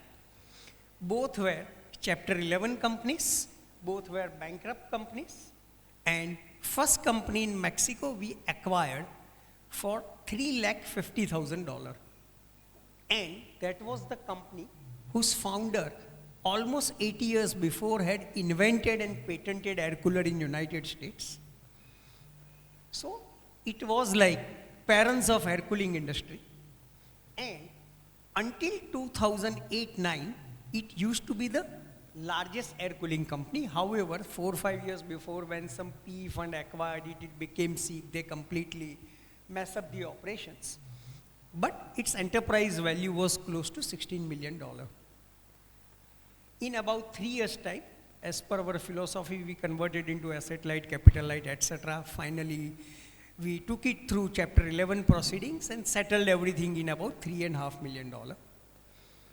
However, over a period of about 15, 16 years, Cumulatively, in terms of the top line, it has contributed 2,000 crore plus, and in terms of profit after tax, more than 200 crore. So that is first success. Coming to what went into that, no legal due diligence, no accounting due diligence, only on phone call, we made the deal, and icing on the cake was, we also got some additional business which we hadn't visualized. Second such company was China, almost same story.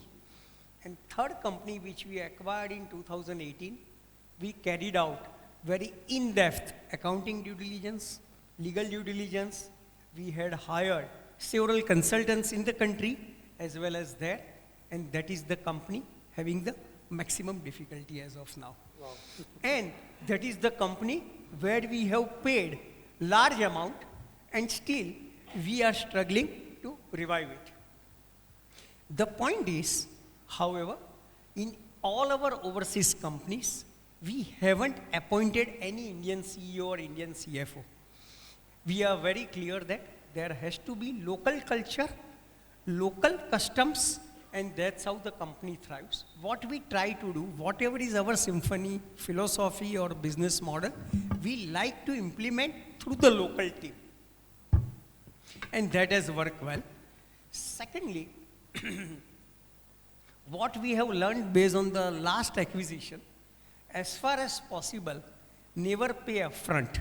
Always have a decent amount rare end, meeting with some milestones of the performance, because whether one likes it or not, whether it is India or overseas or any developed country, whenever any company is for sale, everything is always rosy, whether on the book or off the book. So one has to be very cognizant about that. Yeah, so escrow is a must requirement in the ongoing M&A deal. But if you are going to follow the advice of Nrupesh, don't try to work out on the all dead assets. Because if you want a dead to run, not even run, walk and take a participation in marathon, you need a management like Symphony to make it run, participate and to run a marathon later. So with that background, I think Nrupesh has other commitments and he wants to move. Nupesh sir, hello. Nupesh sir has a prior commitment. He had to leave at 8 p.m. It was already informed to us earlier. Sir, thank you so much for joining this panel discussion. I'm sure your valuable inputs are very beneficial to the Sorry, I members. have to leave early, but thank you. You so much for joining, sir. We would also like to acknowledge the presence of Chairman WIRC Ankit Rathi sir and the Secretary WIRC Gautam Lad sir, who was supposed to be here at the inaugural session, but due to some flight delay and unavoidable circumstances, the flight got delayed and sir is here with us. I'd like to request member to please welcome Ankit sir and Gautam sir with a big round of applause. We also had a small token of appreciation, a memento for Ankit Rathi sir. I'll request Chairman Ahmedabad branch to please come forward and felicitate. Nupesh sir, we would like to have you next time very soon for a session, sir. Chairman WIRC Ankit Rathi sir. So this is a small token of appreciation on behalf of Ahmedabad branch to the leader of WIRC.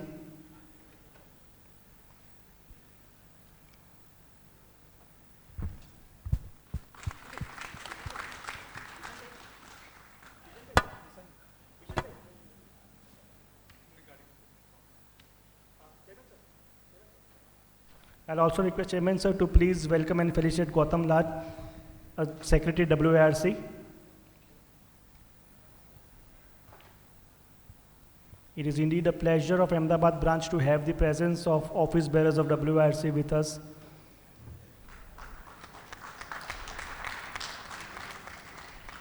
Thank you so much. I'll request moderator to kindly continue with the session. And sorry for the interruption. No, thanks. We thankful to Nrupesh for all his inputs so far. And moving to the next point, Hiranandji, I have a question for you on the strategic front and the board culture.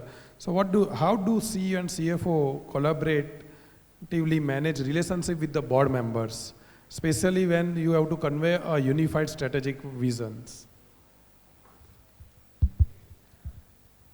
So I think as I earlier said that normally this kind of relationship is not everything on role.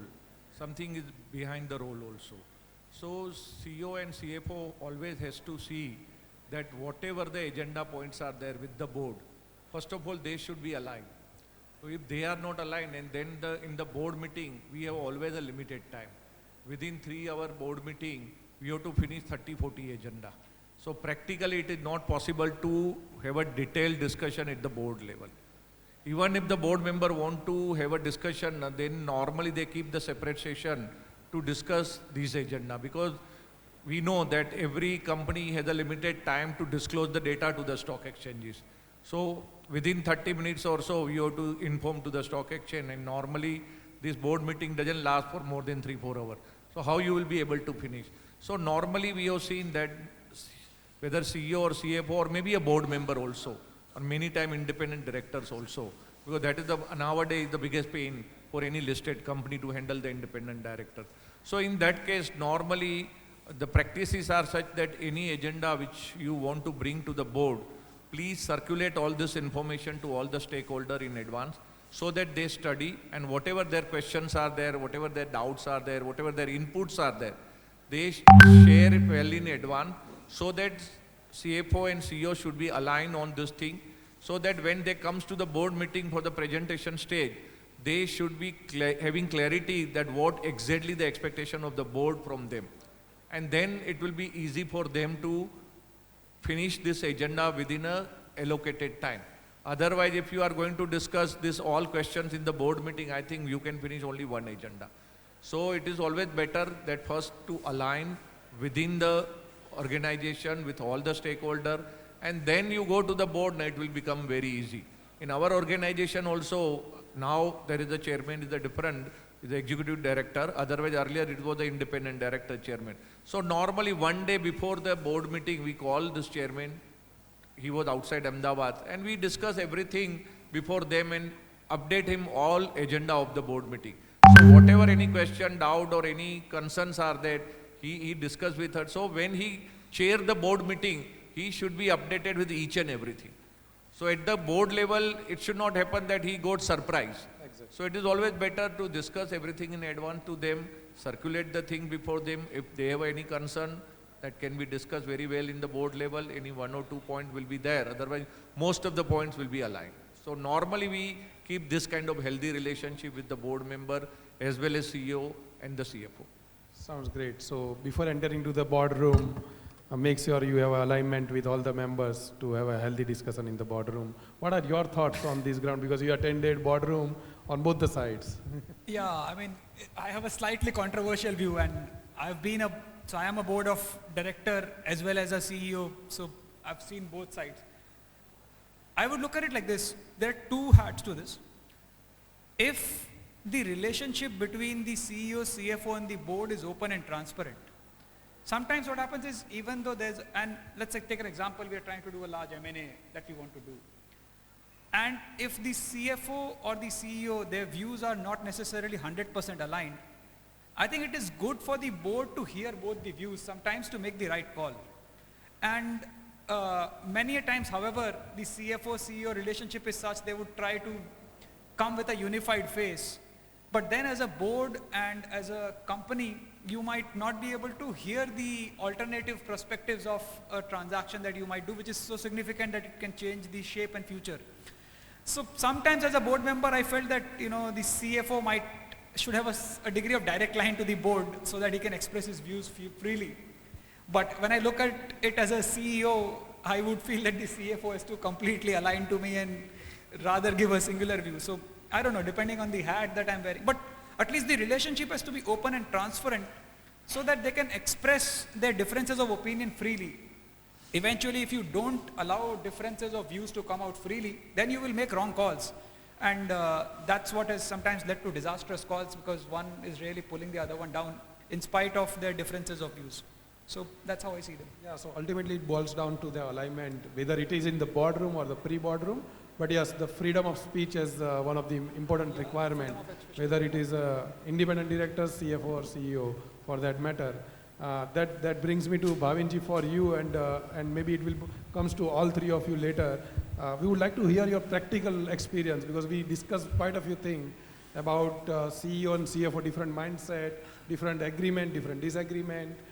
How do you practically approach and have faced scenario where there was a disagreement and you agreed between both of you, especially for the strategic decision? So, very good question. I think this would be my best question to answer. Because I have been into this business since last 20 years in pharmaceutical. So, apart from being a chartered accountant, I am more a technical chemical graduate, you can say that. Because I am too much involved in the business. So, I'll share there are many examples, but I'll share one of it. I am talking about before a decade ago. I am talking about for 2013. It is the matter of 2013. At that time, we clocked 100 CR revenue, 100 crores. So there is always a milestone in a growing company is that 100 crores, 500 crores or 1000 crores. It's a milestone for every growing company to achieve that. So we achieved 100 crores at that time. We all celebrated with champagnes, okay, not in Ahmedabad, but Udaipur. We enjoyed till we were in senses. Then we slept over. Next day we had a meeting that what is the way forward? What you want to do after 100 CR? What you want to achieve? So everyone said 500 crores, 500 crores. Yes, yes, we went with all our senior SBU heads over there. But during the discussion we identified that what was the problem to achieve that 500 crores. In pharma there are two kind of therapies. That is, one is acute, which is having a short span. So one has to take medicines for sometimes 7 to 10 days, then he is well and that is off. It's more on a cyclical business. And the second is a chronic therapy, which consists almost जियो तब तक पियो, मतलब जब तक है जान type concept वाला होता है, like cardiometabolic, right? So you have to drink medicines, you have to take medicines, still you are alive in this universe. You go to the moon, you go to the sun, you have to take this medicine at any point of time. So that is kind of a chronic therapy. So to our sheer surprise, we came to know that 75% of the portfolio was acute in nature, which is cyclical and short span. So it was not long lasting, it was devastating for the growth of the organization. Then we just discussed with the SBU heads. What they said, sir, ये हमने जान से प्यारा portfolio है, हमने नीचे से ऊपर ये company को लेके आए हैं. And you being a CFO, how can you comment? You just come on the floor and work as a medical rep with the doctor. You came to know how you can generate a sales out of it. But yes, we understood their emotions. But at the end of the day, we tried to convince them that if you want to come out of this vicious circle, you have to convert your strategy from acute to chronic, which can help you to grow at a larger pace. So at the end of the day, we got on a win-win note, we decided, but at the stake of losing 50 CR revenue in coming 3 years, because that acute portfolio naturally died. And that was the decision of a CEO and a CFO on a joint note, because someone has to take a risk, right? A CFO has to show the mirror to the CEO, so we have to do something. And CEO with his wisdom can help the board or help the members of the people who are there to explain that this is the way how we can grow. And the end result was that 2013 we clocked 100 CR, 2019 we closed 500 CR, and last year we closed 1000 CR with an individual brand of more than 100 CR. So this was the power of decision making, and this was the power of CEO and CFO involvement in this decision making. So it is nothing like right or wrong decision at the end of the day. It is an honest decision, what you need to take. Rest is the history. So CEO and CFO has to take such kind of decisions which may not be good for a short-term in nature, but from a long-term perspective, they have to see it differently, and this is the outcome of one of our examples out of it. Superb, superb. Congratulations, sir. And it indeed says that if that debate has not happened at Udaipur, that you will still be in a chronic disease. Or maybe you have to take your own medicine because you will not achieve 500. So I would like to add, see, it's a cancer. So you have to see it as a cancer. If a person is suffering from a cancer, we have to remove that particular part of the body, right? It is for the betterment. It is for the betterment of the organization. So this was a cancer we identified, diagnosed at that time. So we removed. Yes, there was enormous pain, but yes, today we are seeing the good results. So I am sitting in front of you to tell my story. Thank you. Perfect. It reminds me a very good saying, pain is inevitable, but suffering is optional. And if you choose the pain right way, it will help you to build yourself. Perfect. Same questions, what are your experience when there is a disagreement and how you end to reach to a conclusion? Any practical experience? Yeah, I'll give you two interesting examples, one of my own and the other one which I heard, which I really liked, was very interesting. I'll talk about the second one which I heard. So this is the CFO of Meta, Facebook, then Facebook and now Meta. And so him and Mark Zuckerberg, as we know and as we've seen in at least the movie, the Facebook, and very impulsive, aggressive character. So what the CFO, and this was a discussion in a CFO panel where the Meta CFO was explaining. So he said and they'd gone through a patch where their stock prices were consistently falling and they were going through a tough time a couple of years back.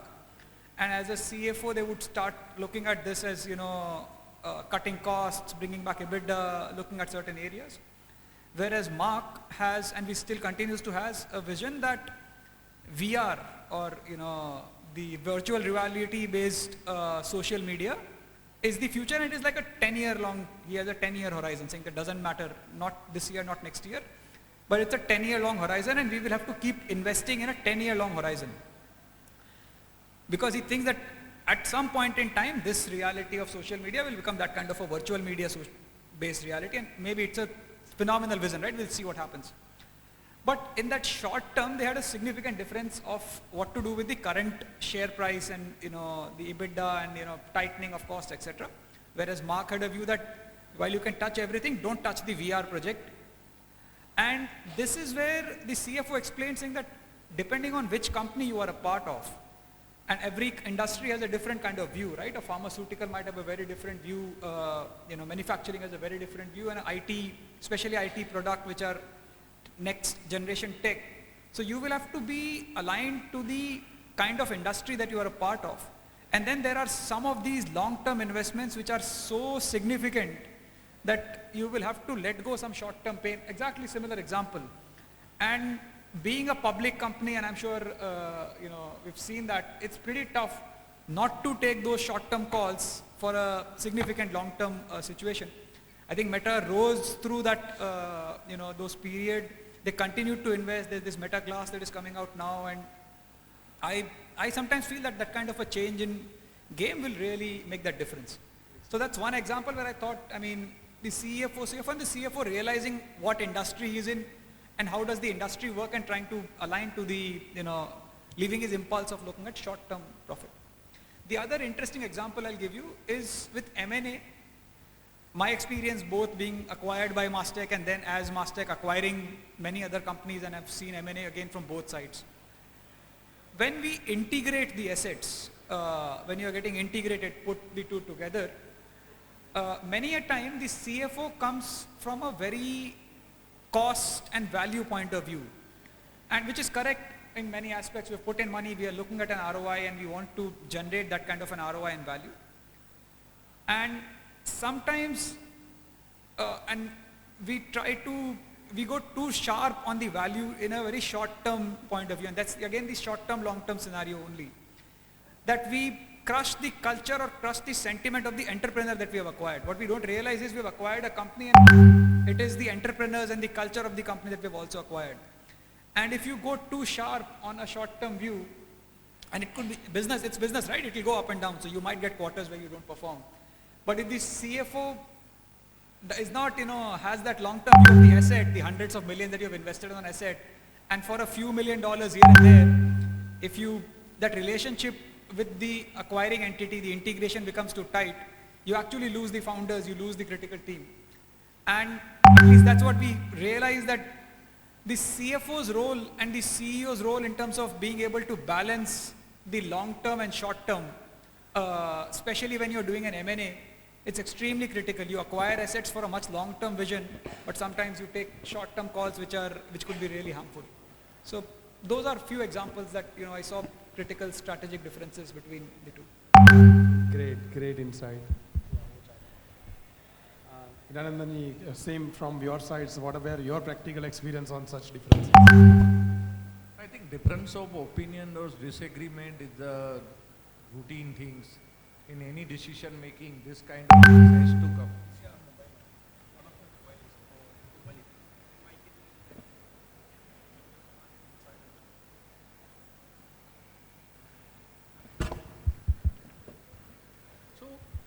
on a daily life, I think CFO has to handle all these things because difference of opinion will keep coming.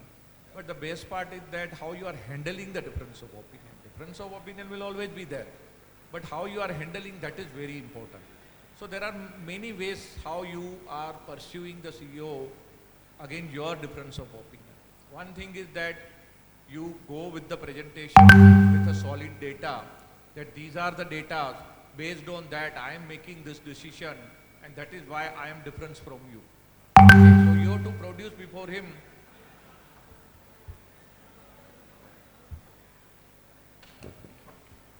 so you represent the data so that based on that data CEO will understand why the difference of opinion, and then you have to jointly find out the way how we overcome. So at the end of the day, you have to overcome difference of opinion. Difference of opinion will keep coming, but then ultimately if the goal is common, CFO also like any proposal and CEO also like the proposal, then you have to find out the midway. Like I can give an example that normally CEO's mindset is that any new product launch is there, he will say that I want to launch the product across the country. Okay. Now if you launch any product at a pan-India level, you know what the kind of risk is there, because at the end of the day there are a lot of fixed expenditure will be there, lot of operating costs will be there, lot of recruitment of main power will be there, and suppose that decision fail, then what will be the impact to the organization? CFO like the decision that we should go with this product, but how to manage that risk, that is very important. For a CFO to manage risk is very important. So he may give the data to the CEO that okay, we are okay with this kind of your decision, but at the same time look at the cost. These are the fixed cost, these are the variable cost, and if for whatever reason, if we cannot succeed, then what? What will be the impact to the organization? Why not we find out the midway that we can launch our product in maybe a 5 state or maybe 4 state, and we see what are the challenges coming, what are the teething problems are coming, and if we are success, then we quickly move to the national level launch also. So these kind of difference of opinion come, but then end of the day we have to find out the midway, so that CEO should be happy, at the same time CFO can balance whatever the risk he is foreseeing. And financial management. And end of the day the goals are common, that everyone want to go. Secondly, I think Umangji also said that normally whenever there is a M&A activity, difference of opinion will always be there. It can be a multiple region, it can be relating to the valuation, it can be relating to the unrelated field, because most of the acquisition we were doing that was unrelated. When we acquired the adhesive business, lot of things, difference of opinion were there, whether we should enter into this business or not, because it is completely unrelated field, because we are into the pipe, now we are moving into the adhesive, and again there is a very large competitor is there, with very difficult to face that competitor also. So these kind of difference of opinion that, but we ultimately realize that end of the day, if we want to grow, we can't depend on one product. Better to diversify ourselves and de-risk the organization, because de-risking the organization is equally important. You can't be putting all eggs in one basket. You have to also see that point of view. So ultimately we realize that thing, that now this is the final decision. We have to go ahead with that. Then how to manage the investor, because ultimately money is given by the investor. So you have to also consider them also into the mind. If your investors are not happy, then there will be another set of problems. So you have to be also mentally prepared that temporary your valuation can get also affected. Now if you are raising the fund, then there is a challenge. If you are not raising the fund and you are funding from your internal accrual, then there is no problem. But if you are going to raise the fund for this acquisition, then there is a different set of challenges. So I tell you my example, when we acquire our first acquisition, that company called Reginova, at that time we were dependent on the raising the fund. So when we acquire the company, and then there is a lot of hue and cry was there within the investor community. So overnight my boss told me that if you have a capacity to raise the fund in 48 hours, then only we can do this acquisition. Now you tell me, are you capable to arrange this fund in 48 hours? I said 48-hour equity raising is not possible. Then the only option is the debt. So he said, whatever you do, but I need money in 48 hours. And I am very happy to share that within 48 hours we managed the fund and we completed the acquisition. Now after acquisition, again we have to give back that money to the lender who has funded us. Then we have to go ultimately to the equity. Then in equity, our key investor, which was holding 10% equity in our organization, he was unhappy with the acquisition. He said, I am not happy with the acquisition you have done. So now how to convince them? So he was so much frustrated, and ultimately he said that I want to sell my equity. Now you can understand a 10% holding a smaller size of company having market cap of 4,000 crore. If 400 crore rupees of selling comes on the counter, what will be the situation? So he sold the equity at a 25% discount. He sold, just sold, I don't want. So he sold the equity at a 25% discount, and then how to raise the fund? Because if you raise, then you will be getting the new valuation. So then we had a marathon round of discussion within an organization that how to mitigate this crisis, because it's a crisis situation. It's not easy to handle. 25% valuation down is a high risk to the organization. So we decided that we can postpone our QIP, and then at a right time we can again come. Till that time we can pay the debt, and we'll convince the lender that okay. So we had a round of discussion with the lender. Lender convinced, okay, fine. Then within 2 weeks, I traveled a lot across the globe and sit with the investor and explain then that this was the problem particularly related to this investor, not related to the organization. Our synergy is very clear, and this is the way we want to grow. Then investor got convinced, and you'll be surprised to know within almost 18-20 days, we launched our QIP, and that QIP was 30% above the floor price. So that was our original price, because we down by 25%. From lower you go to the base level, then 30-35%. So slowly and gradually investor got convinced, and we completed our QIP with that premium. And then that investor who sold the equity, he was shocked how it is possible that within a 2-3 weeks time, your valuation can go up by 30%. So that can also happen many times. But if you are aligned and you have a clarity of your goal and vision, and then I think all the way can be there. So we were able to manage that situation. So this difference of opinion will always be there in the organization. The best part is how you are managing or handling that difference of opinion. Superb. And that brings me to a thought that you should have a guts to let go the good for the future great. And that's what we have seen in the example over here. And again, this brings me to back to our ABCD. And I think we reached to what? CJO is the next. And anyone has a thought? Again, a tough one. CJO. I will say Chief Journalist Officer. Any thoughts? Chief Jockey Officer. Okay, let me move to the next. After J, there is a, what alphabet comes? I think everyone at least remember ABCD. Okay, the K is again another tough one. CKO. Knowledge Officer, Chief Knowledge Officer, Chief Keyman Officer. And if I ask my wife, she will say Chief Kamwali Officer, because we have to manage it well.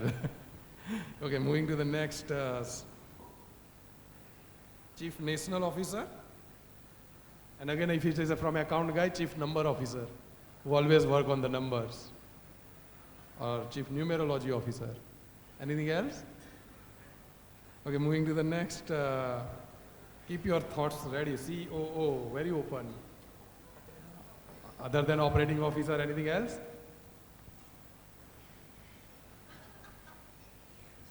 Obligation. Optional officer. If no one is there, he is available. He is available. Great one.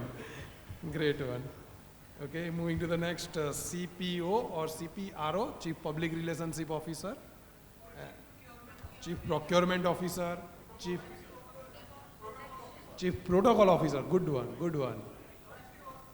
Productive Officer. Superb. I was thinking the later part was sleeping, but yeah, they are awake. Project Officer. Superb. Superb. Moving to the next. I will try to tweak this because ABCD should be completed, irrespective of question is completed or not. Okay. Next is CQO, Chief Quality Officer.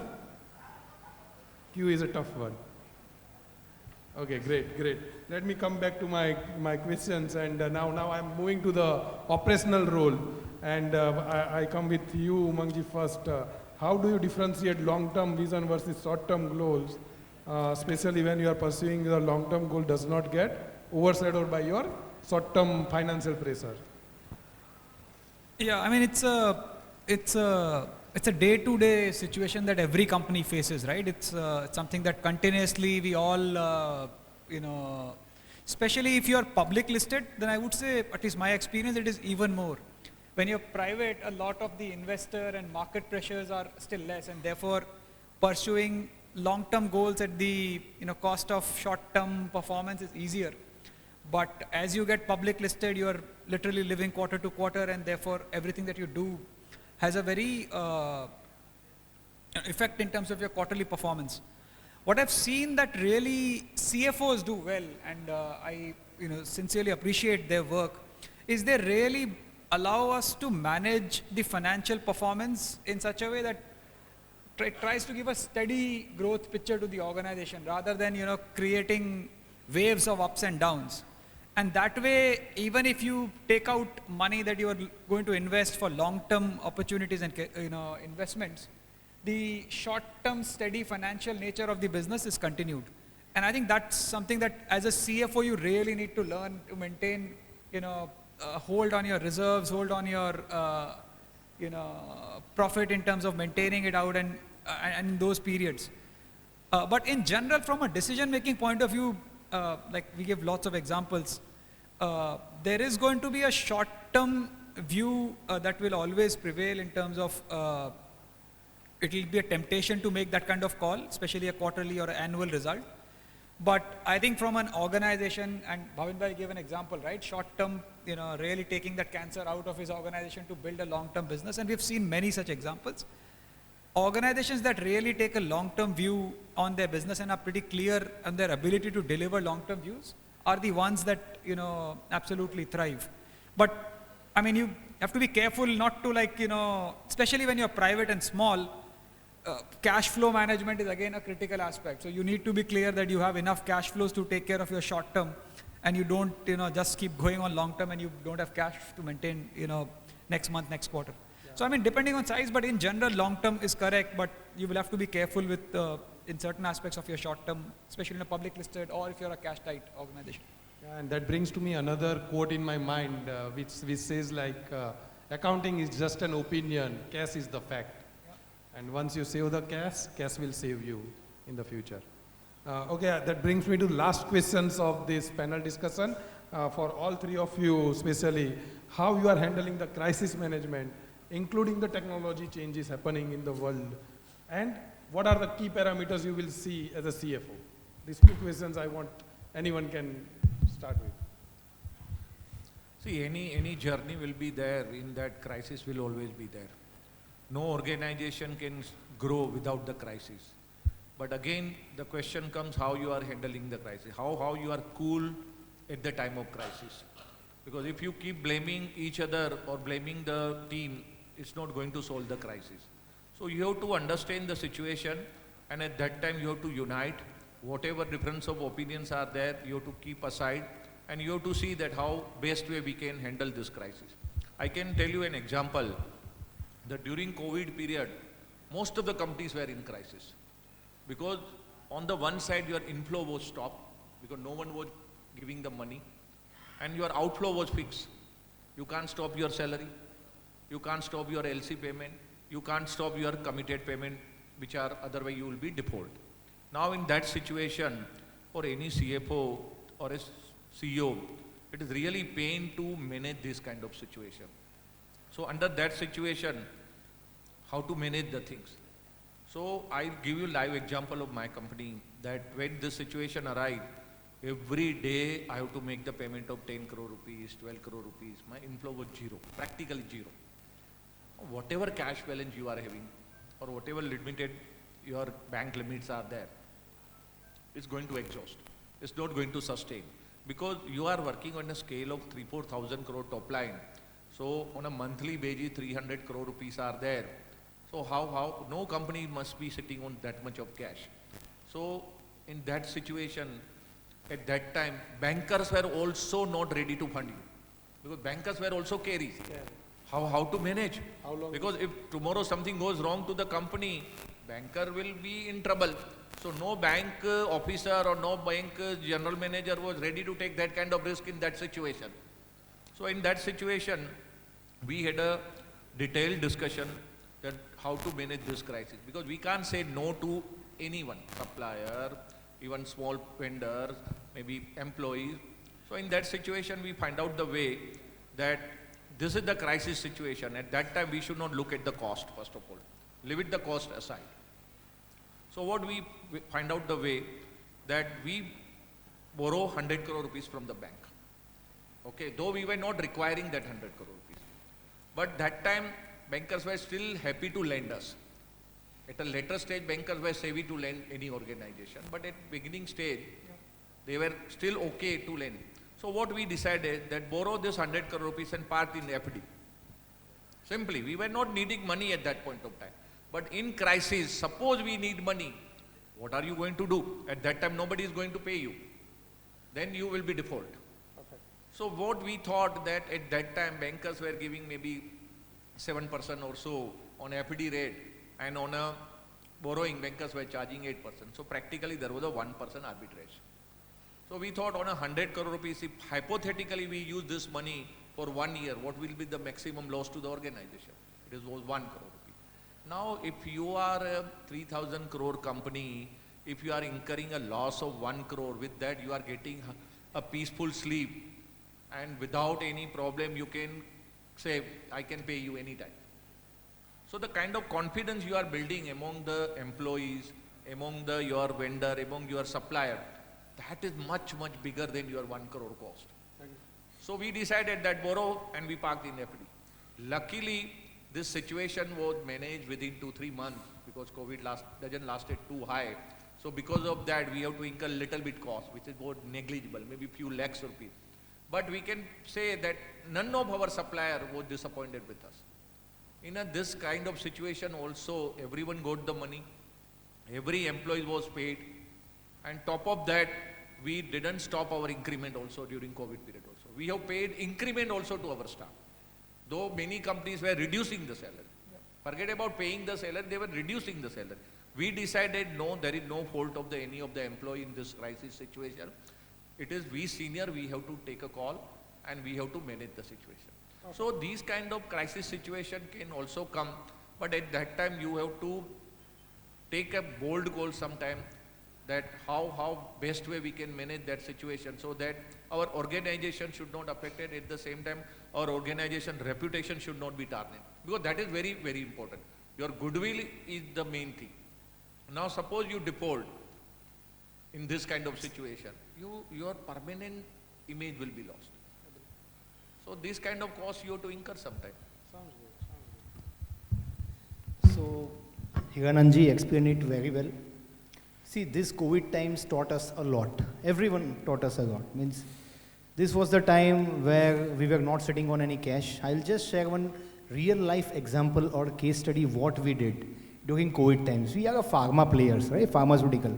No one sitting over here should think that pharma guys are enjoying and they minted money during COVID times. The answer is unhesitant no. Unhesitant no. Because we were a growing company, right? We didn't have such kind of big brands which other top 5 or 10 companies have in the current market, which sells without prescription. We are a prescription generated company. Not a single doctor was coming in the cabin. How the people can come? See, we are a 4,500 people company. And out of this 4,500, 80% people are medical reps or the field staff. So you need to understand the situation, because you will find the highest attrition rate in any industry in India, that is only in pharma. Because the person changes with a single 1,000 rupees or 5,000 rupees increment, he just changes his job. So this was a sentiment. And pharma companies in India were retrenching people, they were giving layoffs to the people. So it was a difficult time, and it was that real test for us. Because people having 80% field force and a company, and what we decided at that time, because many CEOs and entrepreneurs and promoters used to talk with our CEOs and promoters that boss, everyone are laying off people. You just shut down this division. It is not in good form or good shape. You just cut your cost because no one knows that when this will end. So it was a very critical time for us. Our CEO called me one day. It is post Modi Saab's announcement, almost 7-8 days. And everything was closed in India. No orange, green, red zone was also there at that time. He asked me, Bhavin bhai, what you can do? Sir, I can't invent a vaccine right now. So you just can tell me anything apart from that. So no, I don't want a vaccine. I want a money vaccine from you. How much money you can bring in the organization in coming 10 days? So our policy was to keep 2 months' salary as a buffer. 2 months' salary we used to keep as a buffer in our kitty, and then we need to think for the rest of the things. This is our philosophy. But yes, 2 months we were not aware whether we would do it or not. And it was a increment time, incentive time, April month. You might all be aware, right? He told me that I will not lay off any people. I will not stop any salary. I will not stop any increment, even incentives, because pharma companies give maximum incentives apart from salary rise. So at that time, what we did, we made a YouTube video, live video. We sent an invitation to all 4,500 families. And what our CEO told at that time, in front of a YouTube channel, he requested everyone, you please sit with your families. You please do not sit alone. You please allow your family members to sit over here and please listen what we are trying to say. So everyone was shocked and surprised what he's going to say. He would be saying that now the company is getting closed, we are doing nothing, and you will be laid off. There was a huge hue and cry amongst the people. But yes, he came on TV at night, 9 p.m. He joined hands to all 4,500 families and told them, this is the critical time for all of us. You are part of our family.